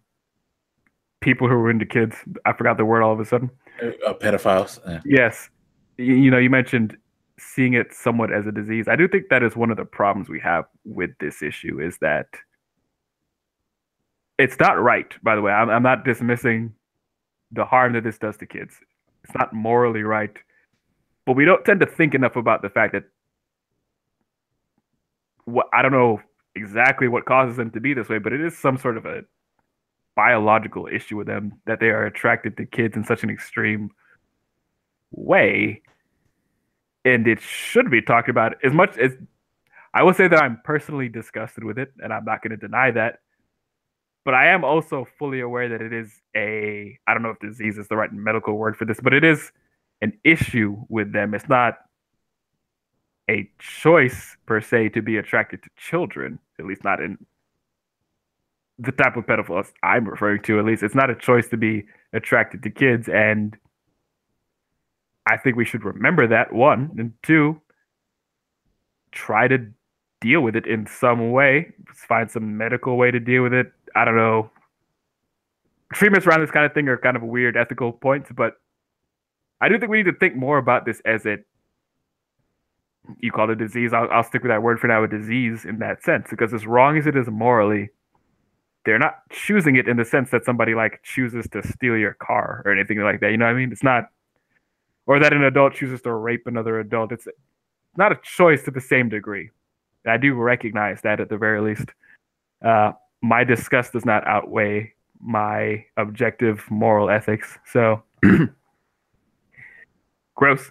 But but I jumped onto this topic because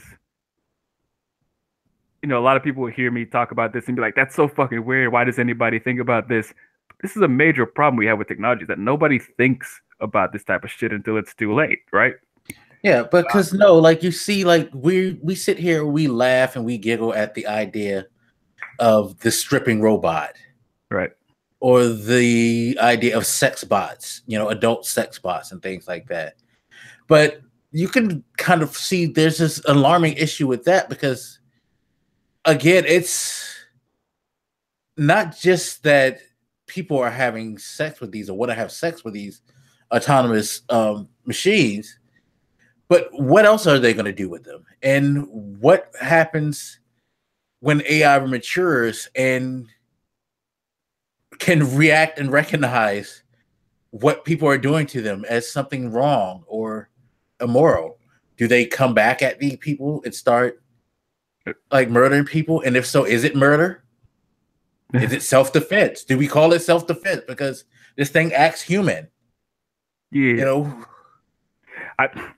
Before we jump onto AI, and notice, I do want you to notice that I kept, for the most part, AI out of that conversation because I think that adds a whole far more complex layer onto the ethics of this kind of thing. So I purposely removed it, even though I probably shouldn't have, but I did. Well, no, I just brought it up because you brought up. I do want to talk about it, definitely, but I want the people listening to notice that I specifically stayed away from AI for the sake of that conversation to show you something important. Even without AI, the ethics around this stuff is still pretty hard, right? Like it's still pretty difficult. And what you just said perfectly. We have sex bots now, and this is an issue I have with people around technology. They look at emergent technology and like, wow, look at this, and they look at whatever applications we talk about, and they're not thinking enough about offshoots of this application, or once you have this, it's just a hop, skip, and a jump away to the other thing. You need to think about all the ways different technology can be used. And a lot of these problems are already problems before people start thinking about them. I don't know if I mentioned it to you, but I think it was in 2013, there was this dude in Canada who got arrested because he had this childlike sex doll imported from Japan. And it brought up this whole weird legal question, like, is this child pornography? It's not based off a real child or anything. Part of the reason that child pornography is so bad is because an actual child was harmed in the making of it, right? The making and spreading of it. And it brought up these weird ethical, legal issues. Like, well, there's no actual child. This doll is completely virtual. Is this harmful to anybody in particular? Should this count as child pornography? If this does count, should drawings count? It muddied the waters quite a bit. And I think that dude's still in prison. I think I saw some article like they had him until like last year for 4 years or something. I don't know if he was in prison, but it's still a legal issue that's still happening. I will say that. So even without AI, just this issue, and even without robotics, just the idea of a doll has been a difficult legal problem to even address just on that level. That doesn't include robotics or AI. When you get into AI, there are many more problems that come with that. Depending on your stance, there are some people who, how should I put this? All right, I think as far as a technical point I need to make, because a lot of people don't seem to understand this, there's a difference between intelligence in AI and actual consciousness. having an experience of being a self. I think consciousness is really hard to define, but just people need to separate the idea of something being conscious from it being intelligent, because those are two radically different things. Let's say I have this AI robot next to me that seems to act completely like a person because, their intelligence is just that high. They're not necessarily conscious, and that does make a big difference. Like, say I just destroyed them all of a sudden. Is that wrong?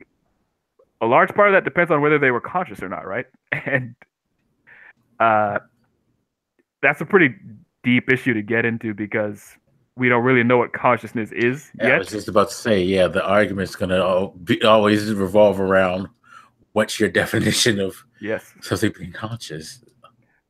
Maybe if you're deeper into like neurobiology or something than I am, you might have a more strict definition of it. Anytime I hear discussions about consciousness, it's never really clear. It's always like this mixed match of neurobiology, computer science, philosophy. I think there's a lot of people thinking deeply just on what consciousness even is, but whatever the fuck it is, let's just say it is for now, and say that a machine can either have it or it can't. If we're talking about like raping a robot like they do in Westworld, it does make a difference if that robot is actually conscious or not. As far as the moral weight you need to put on that particular robot. Now, the reason I kept AI out of that conversation with that child sex bot is to show you something in particular.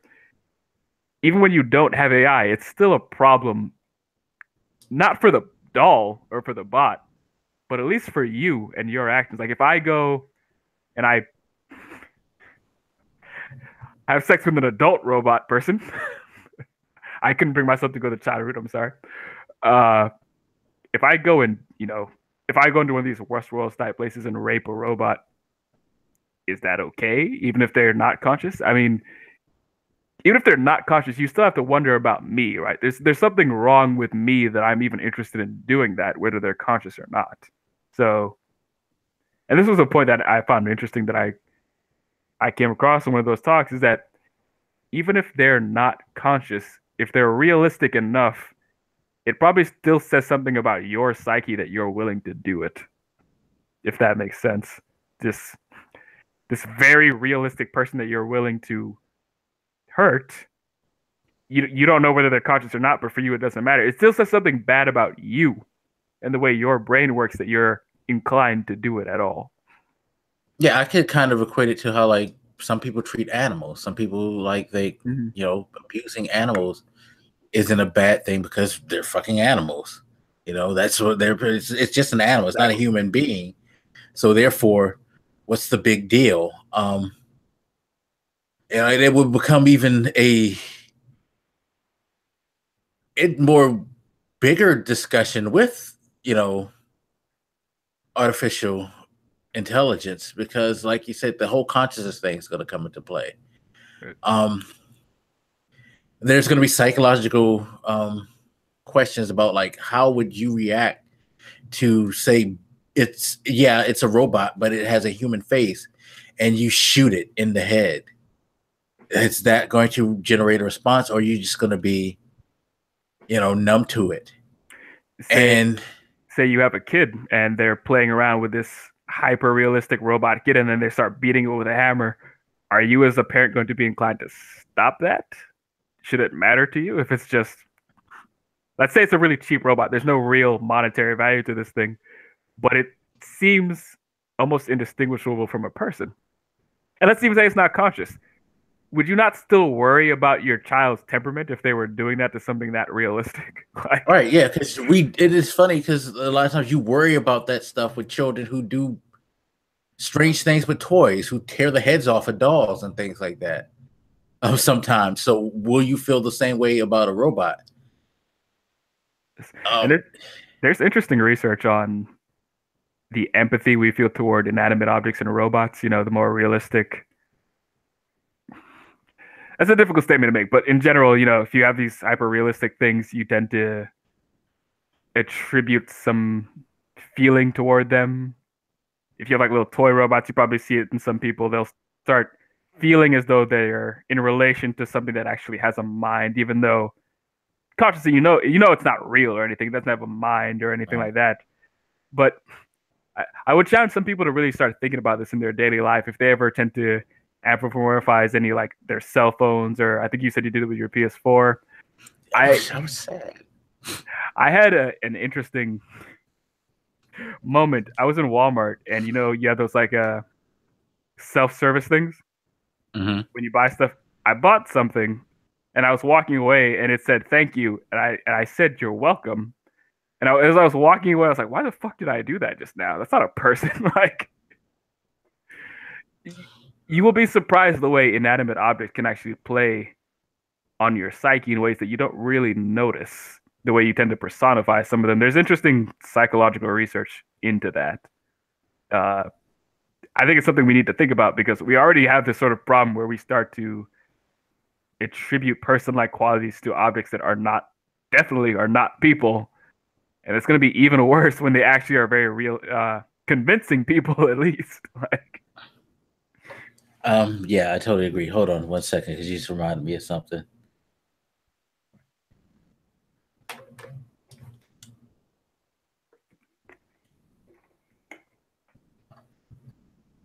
I feel like we should have done like a trigger warning or something before the sex kids robot talk. I'm sorry, I just wanted to hear that sound of my PlayStation coming on. You were saying? I was saying I feel like we should have did some sort of like trigger warning or something before we just jumped into sexy kid robots. Oh, come on. Have we ever like truly warned anybody of the shit that we say? I don't feel like most of the topics were that extreme. But this is very true. This is very, very true. So I will think about that in the future. But again, I chose to start with that on purpose though, because again, as weird as it seems, as like maybe sci-fi as it seems, we have a bad habit of not thinking about the impact of technology until it's too late. If that seemed too unrealistic to you guys, I'll give you a simple one: self-driving cars. This has been, a talking point for some people, but everybody's like, yeah, we're gonna have cars that drive themselves. Yes. An immediate issue is what? People who drive for a living. Truck drivers, cab drivers, bus drivers. Let's say we make that all autonomous. That is millions of people out of work. And not just people, like, for the most part, it's many men who don't have, higher level education that are in those jobs. So you're kicking these people out of jobs who don't have the same flexibility people with college degrees probably have. Let's, put it somewhat simply and bluntly. Who don't have much experience doing anything else, I guess. That is a huge economic problem that a lot of us aren't talking about. And we really should, because it's a really serious fucking problem. Especially as you see these stories with these companies, starting to ramp up on this technology and starting to embrace that. What are we going to do with all these people that need those jobs? Yeah, because Amazon, Pizza Hut, and a couple of other large companies have endorsed these self-driving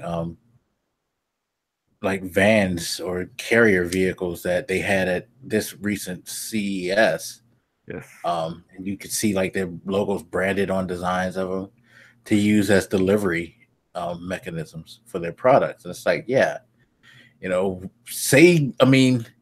hell, it doesn't even have to just be those companies. I mean, those companies would hurt, but it would even hurt worse if, say, UPS just decided to do that. That's a global economic issue because UPS is all over the world.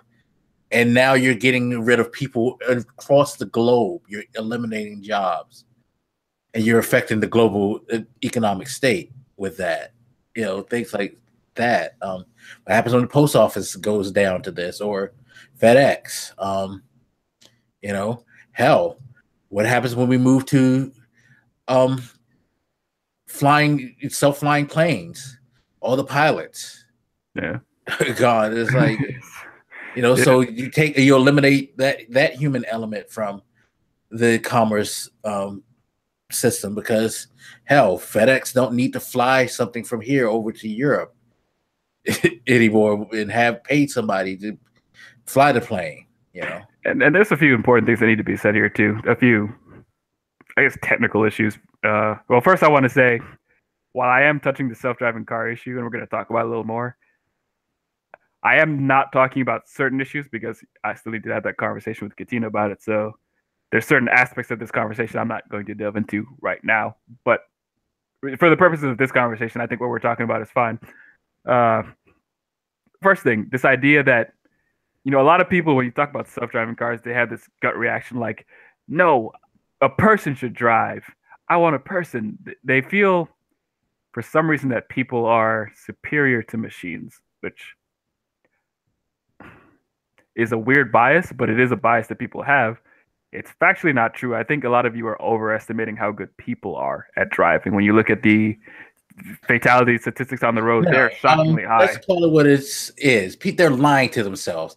You motherfuckers know you can't drive, especially you goddamn people in this Washington, D.C. area. If I see another person swerving up and down the street while on their cell phone or doing their makeup in the morning, I'm going to fucking scream. Humans are very irresponsible when it comes to driving, because maybe it's just me, but it's like you don't value your own life or anything, or you're not conscious of how you're affecting the other person. Where a car is just going to drive in the lane, stay in its position if it's a self-driving car, and monitor its distance and things like that. People like you assholes who are all up on my ass going 40 miles an hour in a school zone that's 25. Slow down. You're going to run into me. Mm-hmm. But people like are so, and people, it's not just like being just irresponsible or not paying attention or just not know what to drive either. Sometimes it's just like the self-centeredness of it. I got to get to work on time because I left late. You need to get out my way, and I need to like go super fast and get around you. Like people will try to push you along the way and things like that, where a car is just like, I'm gonna get there when I'm get there, basically. I mean, it's not saying that, but it's set to go at the rate that it's supposed to go. Yeah, there's many flaws with humans. One, you mentioned a few, being distracted and self-centered. There's also just being tired. Yeah. Your kids might be in the back distracting you. You could be sick for some reason, so it might be impacting your judgment. You could be drunk, which you shouldn't be. But you could be under the influence of drugs. You're a human, so you can only really look in like a certain field of vision, right? Yeah, like it's supposed to snow tonight. Driving in the snow is not fun, right? Visually speaking, or just from a safety of the traction, it's not fun. Right. There's just human reaction time isn't as fast. It's a notion that humans, I should say, are very good drivers it's misguided. It's just simply not true. And to the second part, that they're better than machines, that is objectively not true. I feel like we have enough data to show that that's not true already. But even if it was true now, it's not always going to be true. The machines are going to get better and better until at some point it will just be a fact that they are better than humans in every situation. Now, you have some people who don't think machines could ever get there. They're wrong. But part of their argument is that, well, machines are always going to lack that something. They're going to lack, they're not cautious or whatever. And earlier I made the distinction between consciousness and intelligence, and I did that for a reason. You don't need to be conscious to do a lot of this shit. That is a misconception a lot of people who are maybe not technical enough have, that you need to be conscious to do very complex things. You don't. That's why you have the AI systems we do now that can do facial recognition or a lot of shit really that they do already, because you don't need consciousness for that type of thing.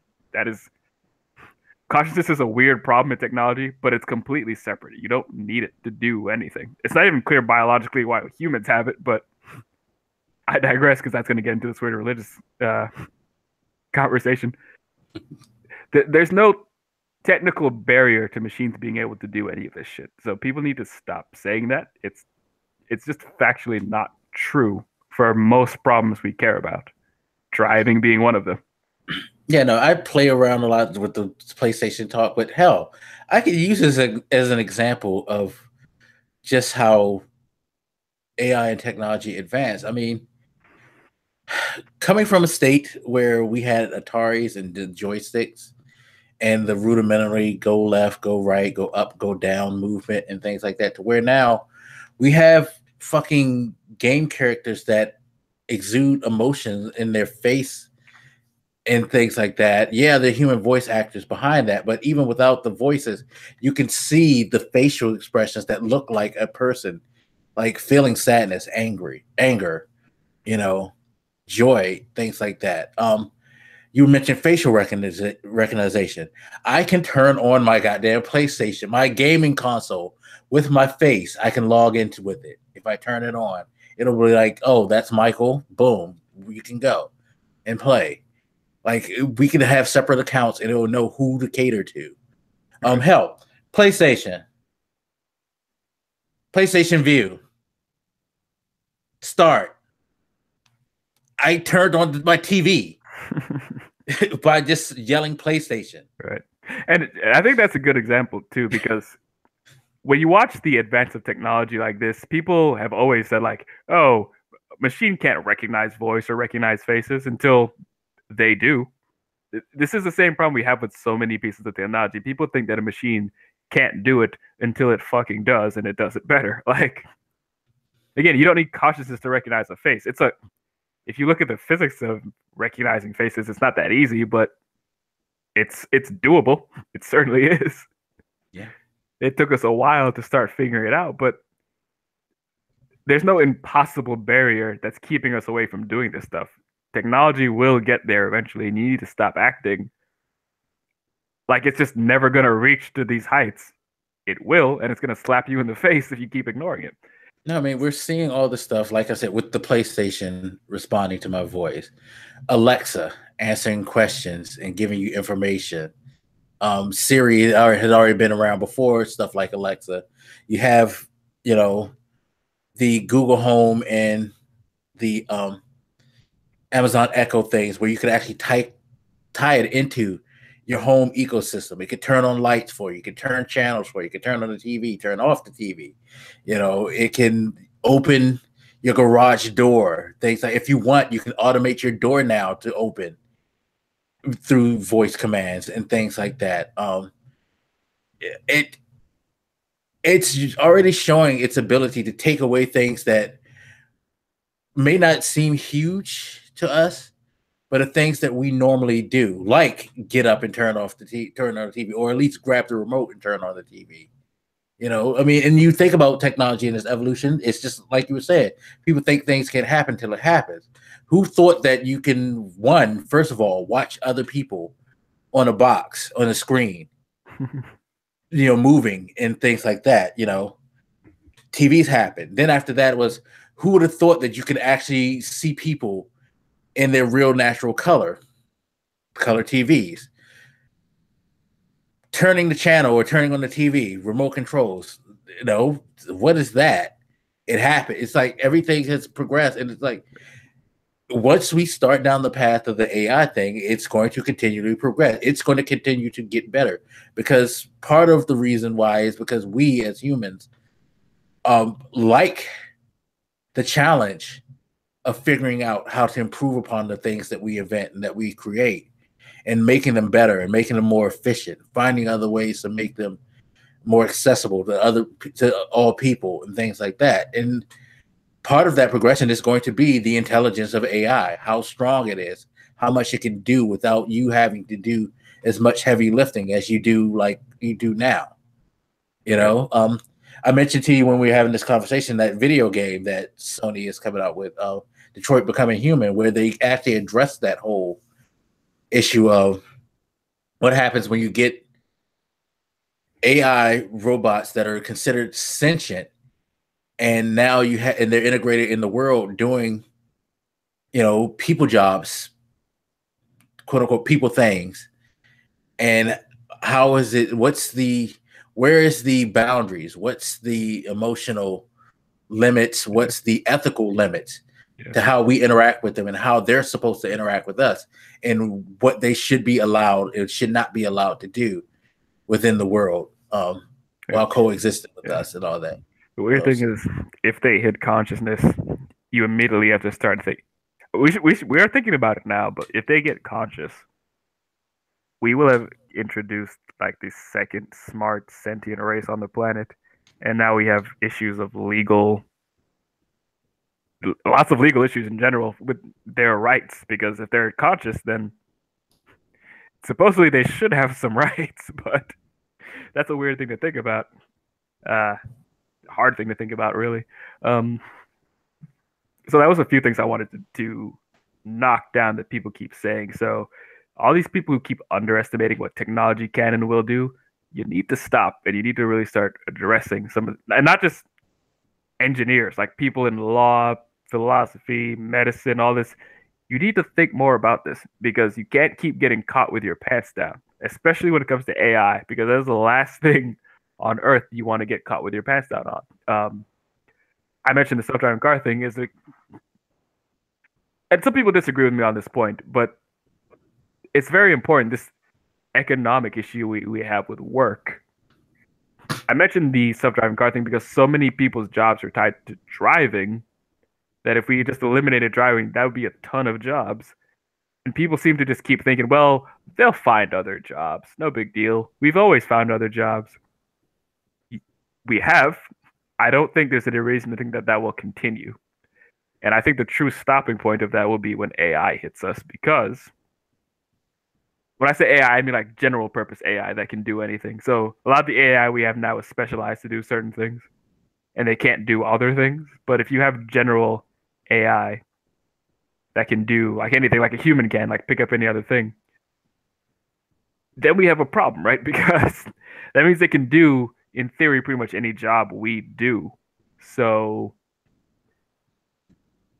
you face the erasure of the way the economy works right now, which is humans working jobs, earning their living, paying back and forth. And a lot of people are ignoring that as a possibility, like, no, humans are always going to work, blah, blah, blah. I think you're being overconfident. I'm pretty sure in our lifetimes, we'll still be working. But at some point in the future, I can definitely see AI taking over all these jobs. And yeah, and I remember making that point about how, like, I think that there's going to be some way that humans going to try to keep themselves tied in, but I also do acknowledge the fact that it's going to be more like that in our lifetimes more than it is going to be in the future. And hell, who knows if it's going to be like that in our lifetimes? So there are things that have happened. I could say in my 42 years of life that when I look back and see them, I would, if you would have came to like 6-year-old me and told me that half the stuff that we have now was going to be a reality, like not even just a reality, but better than what we imagined in our science fiction at that age, because a lot of the stuff that we have now trumps just about anything. It's just like, you know, the original Blade Runner was looked at this totally, you know, dystopian, futuristic world. And while it wasn't necessarily the focus beyond the like AI in that movie, the technology around in the world was something that people kind of marveled at. And you look at it now, because that movie was set actually in, I believe, now, actually. It was set some time around this time. Actually, and you look at the things that they used and thought that were cool and technical, it's like they still had, you know, even though they were probably high tech phone booths, they still had phone booths. There's no fucking phone booths. Everybody's mobily dialed in and able to talk to people. It's like the whole way we communicate, it's gone beyond the imagination of what was there in my youth already. It's surpassed it 10 times over. Right. You know, so yeah, it can and it will happen. Yes. I think that was an important way to put it too, because you know, I've had people ask me like, when do you think AI will be able to do XYZ? I don't fucking know, but I'm not as pessimistic as a lot of people who say like, well, hundreds of years from now or 1,000 years. Technology moves at a much faster rate than people think. It's not like linear. Well, it feels exponential at least, because you know we have more advanced technology, and then we can use that technology to build more advanced technology, and so on. So it tends to explode in these incredibly fast rates that people don't notice. Like, I talked about cell phones myself. When I was a kid, we didn't really have that many or anything. Some people had them, but they certainly couldn't do what my phone can do now. And I think that makes it really hard for me to ever try to predict where technology is going. I normally try to avoid making those predictions in any concrete way because if history has told me anything, it's that I can't tell you. It advances really fast and in ways we don't expect, which is why a Yeah, lot of those movies aren't accurate because you can't really guess what they're gonna do. good example. This is a blank DVD. It contains 4.7 gigabytes of space. Movies were put on these originally once we got from cassette tapes back in the late 90s, early 2000s. This was thought of as the most revolutionary thing in the world. While this is a video game, this is a Blu-ray disc. Blu-ray discs have now come close to being around for close to a decade now. Yeah. So you had a good 5 to 7 year period where this was the dominant format, and people thought that it would not get better than this. 5 years is not a long time to go from this to this, where you have over 30 gigs of capacity. I believe most of the times it's between 30 to 60 gigs of capacity. You're able to you've been able to increase fidelity. You've jumped like quickly from decades of CTR monitors and TVs to now where we have 4K TVs that aren't even like the highest of what technology there is that's available.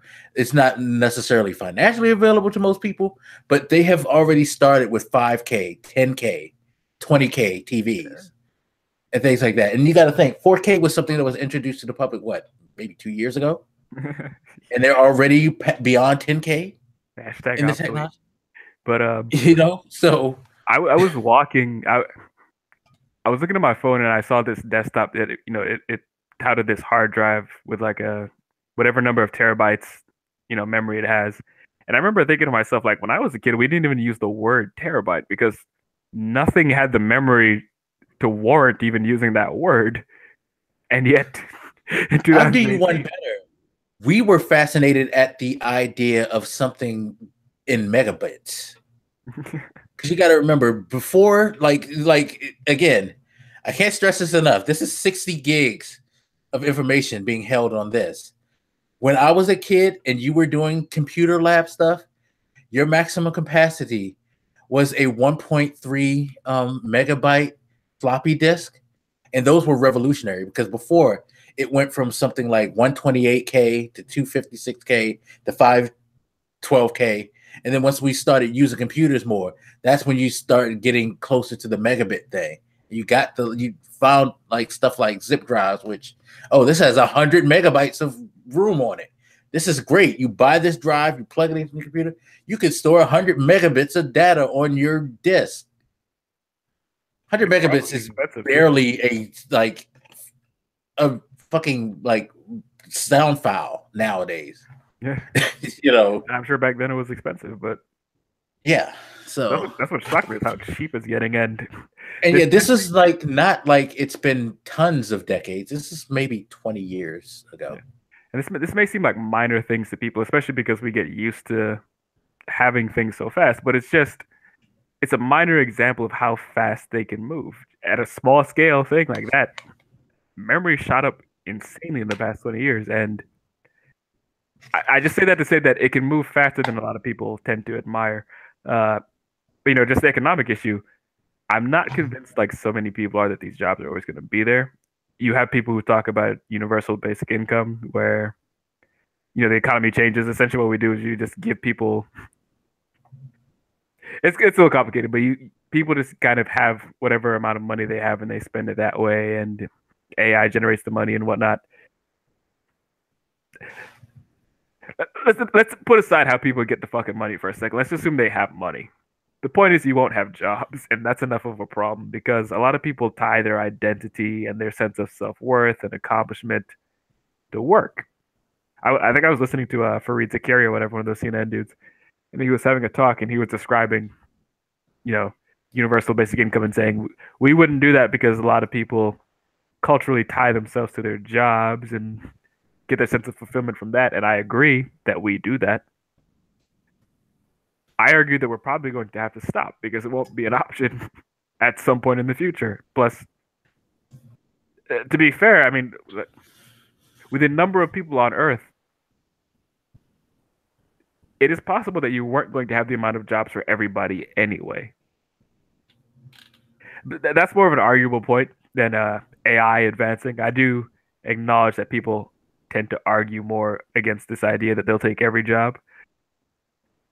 But I think they could take enough jobs for this to be an issue, at least. I mean, it's already happened in one particular industry, the automotive industry. You've heard all the time over the last 5 to 10 years that things have gotten so automated in the automotive industry that you saw the collapse of a U.S. city. Detroit was on the brink of being completely done in economically because companies start to shift more to automating. They move their facilities to different places that will allow them to do that more, prevalently. Whereas like the city was like, no, we still want you to keep people. And they were like, well, fuck that. We'll go to another country, another place that isn't so strict about that. And they'll let us build these automated manufacturing factories, and we'll save the company money because we don't need as many people to put together these things. And it's like we've seen it already. What it can be like with Detroit. Detroit is probably the most prime example of what can happen with technology taking over.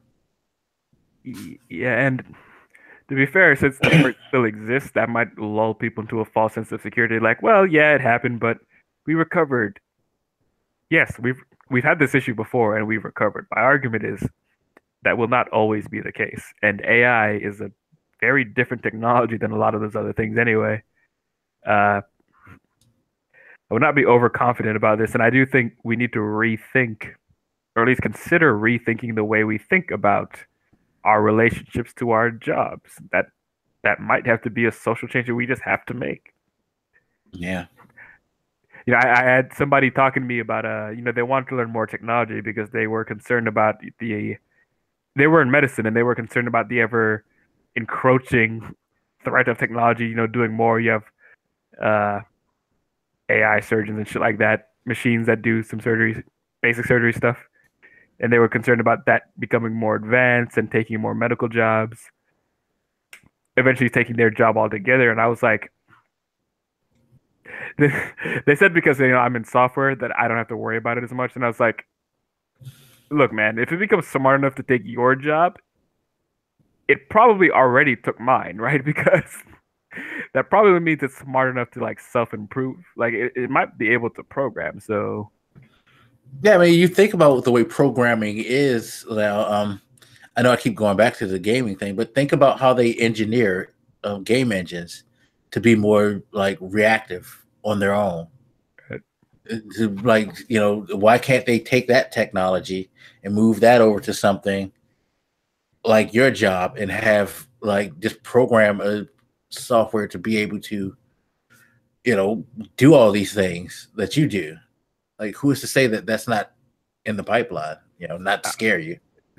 No, I'm concerned about it. Like, to the extent that I can be concerned. Like, because again, I don't agree with so many people that seem to think if you're just in the software realm, you don't have to worry about it. Like, no, I think eventually, I will say that my job will probably last longer than a lot of people's, but not as long as you think in comparison. Because again, what I say that the AI just has to reach a point where it's general purpose and it can self-improve. Once it can do that, it doesn't need us anymore. It will just improve.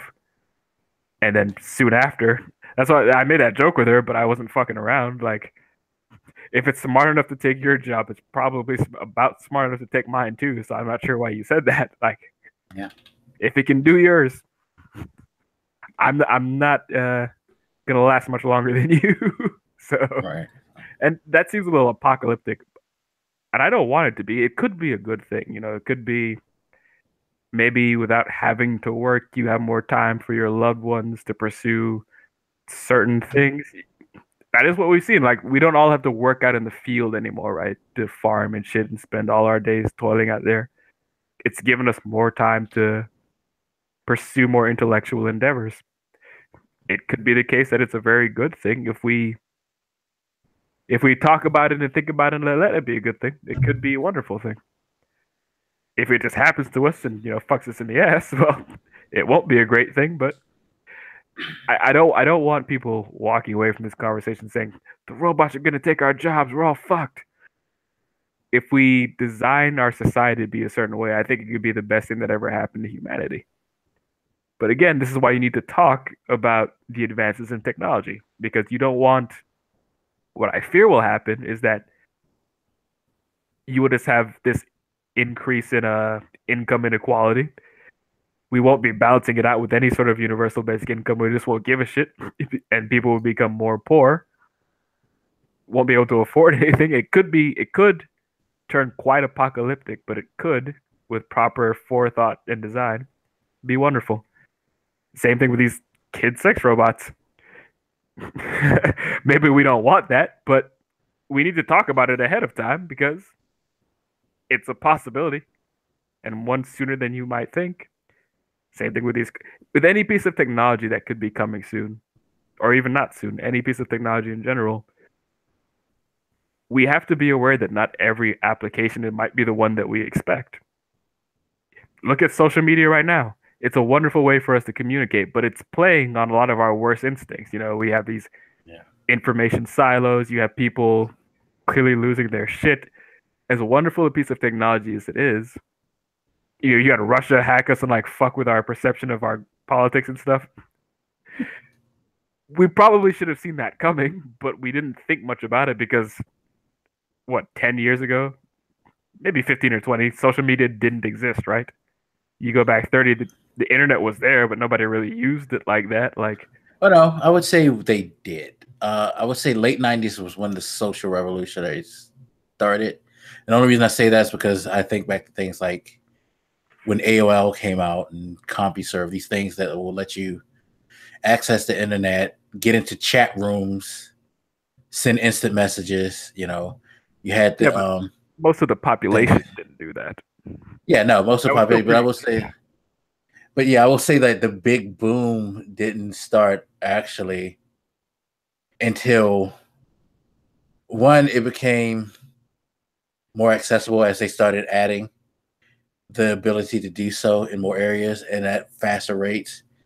And I will also say, if you go back maybe 10 years ago when smartphones started to roll out, when phones got beyond,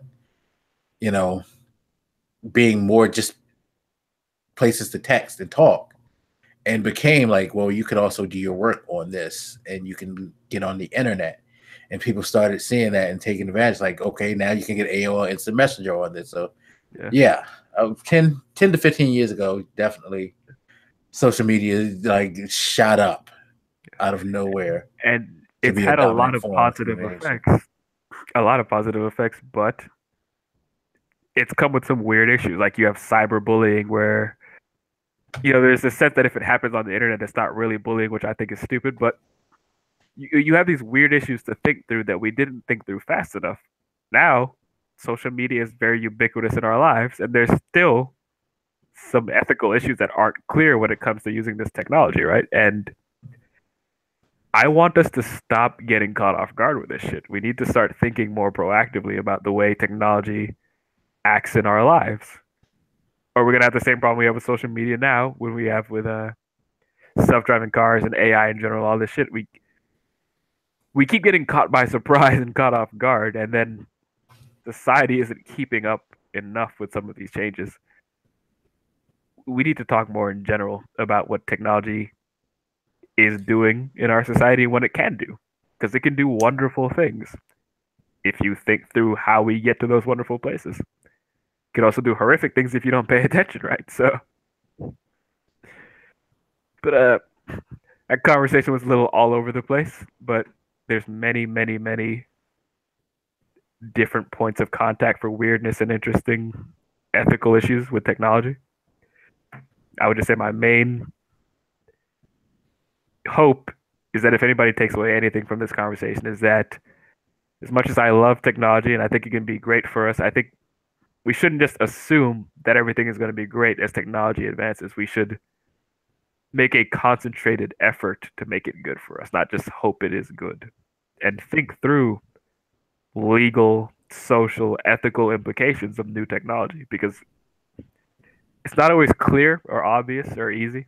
And it's not always just going to be inherently good. We have to make it good on purpose. We have to design it that way. And that means thinking through some horrible, uncomfortable issues like child sex bots. Oh, I like seeing your face when I say that phrase. But yeah. PlayStation, home screen, Final Fantasy 15. Or maybe I went no. Fortnite. Start. That made me feel better. we can wrap up so you can go have nightmares about all the horrible possibilities. Yeah, now like child bots are gonna be coming, like tugging at my side, like, Mister, do you have candy? No, I'm not doing that. Interesting reading material for you guys is I think it's called Human 3.0. Let me take a quick look. What is it called? No, it's called Life 3.0, Being Human in the Age of Artificial Intelligence. It's by Max Tegmark. It's a very interesting book in which he makes the same point I just made, is that there's many different possibilities and we should purposefully engineer the best one, not just let it sneak up on us and fuck us in the ass, right? Nobody likes a surprise butt fuck, except maybe Mike. No. Yeah, what happens when we get the like robot chicken robot? How y'all gonna feel then? Yeah, there's dark possibilities, but I think there's also some pretty amazing utopian-esque possibilities. We just have to think about it and purposely do it. But that's all I will say on that. There's plenty of other examples that I could always drudge up, and again, even with the Let's not, because they'll not sexual ones, but okay. I just wanted to bring up the sexual one because it was kind of visceral and. No, it's a thing because again, I mean, people were going crazy over the video of the stripper bot that they came out with a couple of weeks ago, and it's like, y'all really excited about this shit? Like, yeah. And again, like, once you have that, something worse is right around the corner. You got to think that way with all technology. Like, it's great that it can do this, but what if somebody tries to use it to do this? yeah. Should they be allowed to? What should we do to prevent them? You got to think of what the technology can do, not just what you designed it to do. But yeah, because there's a lot of things that we have now kind of been mistakes. Like we were thinking of doing something else, and it turned out to be something else. And like, oh, we can do this. Just an odd byproduct. But yeah, there's plenty of not as gross, interesting philosophical issues around technology I can always bring up. But I wanted to make a point that this is very fucking serious because some of those discussions are intellectually, stimulating and they're interesting, but they don't impress upon people how important this type of thing can be. And so I will probably limit that level of talk in other podcasts where we do stuff with technology. But sometimes I do think you need to make the point that this is a serious fucking thing that people need to think about. Yeah, so thank Cardiac DeGrasse Tyson here for just like ruining your ideas of technology by being such a big brain about it. At least we didn't talk about Trump for a little while. This is true. See, we found peace in this subject already. That's the. Yeah. There you go. So. I think it was very positive talk. Again, I'm a software engineer. I love technology. I think it can do great things. I just think you shouldn't sit on your ass and hope it does great things. I don't want a repeat of what's going on with social media culture. Make it good. Definitely. Don't just hope it's good. Definitely. All right, so I guess that's gonna wrap things up. Make sure not to have nightmares like I'm gonna have tonight of these creepy things. Actually, though, you know what you've inspired me to do? You inspired me to go and watch Blade Runner 2099 now, because I actually want to see where they're going to go. Because I hear they do have some interesting conversations and topics on the thing. Because if you have not seen Blade Runner, it did touch on the whole artificial life and how we react with it and their place in society and things like that. And I hear this one like really expounds upon it in a deeper way that they couldn't have done. Gosh, Blade Runner is what, about 30 years, at least 30 years old. Yeah, Yeah. there's lots of interesting movies and shows that touch some of that, like Ex Machina, Black Mirror, Westworld. Yeah. There's interesting shows for you guys to watch, but I do recommend that book for you guys too. It is detailed. It doesn't talk about any of the gross shit I just talked about. It's more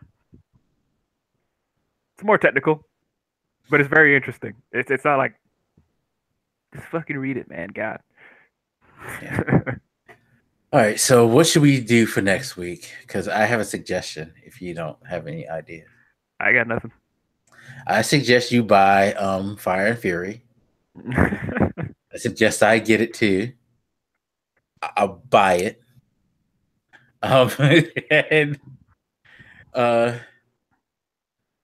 discuss that, because I'm very curious about that. I know I don't like talking about Trump, but I feel like there's something visceral and wrong within me that makes me really want to see what the fuck this book is about. All right, deal. Okay, cool. So I'm gonna punish myself intentionally just to have this conversation, because I want to definitely get the scoop on what this guy said and see how salacious it is and how off the chain it is. I'm not usually into books like that, but fuck it. For this, I'm willing to do it. Okay. So. All right, let's do it. All right. So that's it for this episode of The Reason Reborn. Thank you again to everybody who's listened, watched. Hopefully you enjoyed the show. Hopefully you didn't piss your pants and all that good stuff in fear. So say goodnight to the people. The adorable, vivacious. I can't think of what else I've used to describe you. I'm going to add a new word every week, by the way. So get used to this. Say goodbye to people. Hopefully, along with those nightmares, you have some hopes and realize that utopia could be within your reach. You just have to actually reach for it. So I'm leaving on a positive note. Love you guys. Be afraid. Be very afraid. No. Let me stop. All right, everybody. Take care. Have a good night. We'll see you next time. Peace.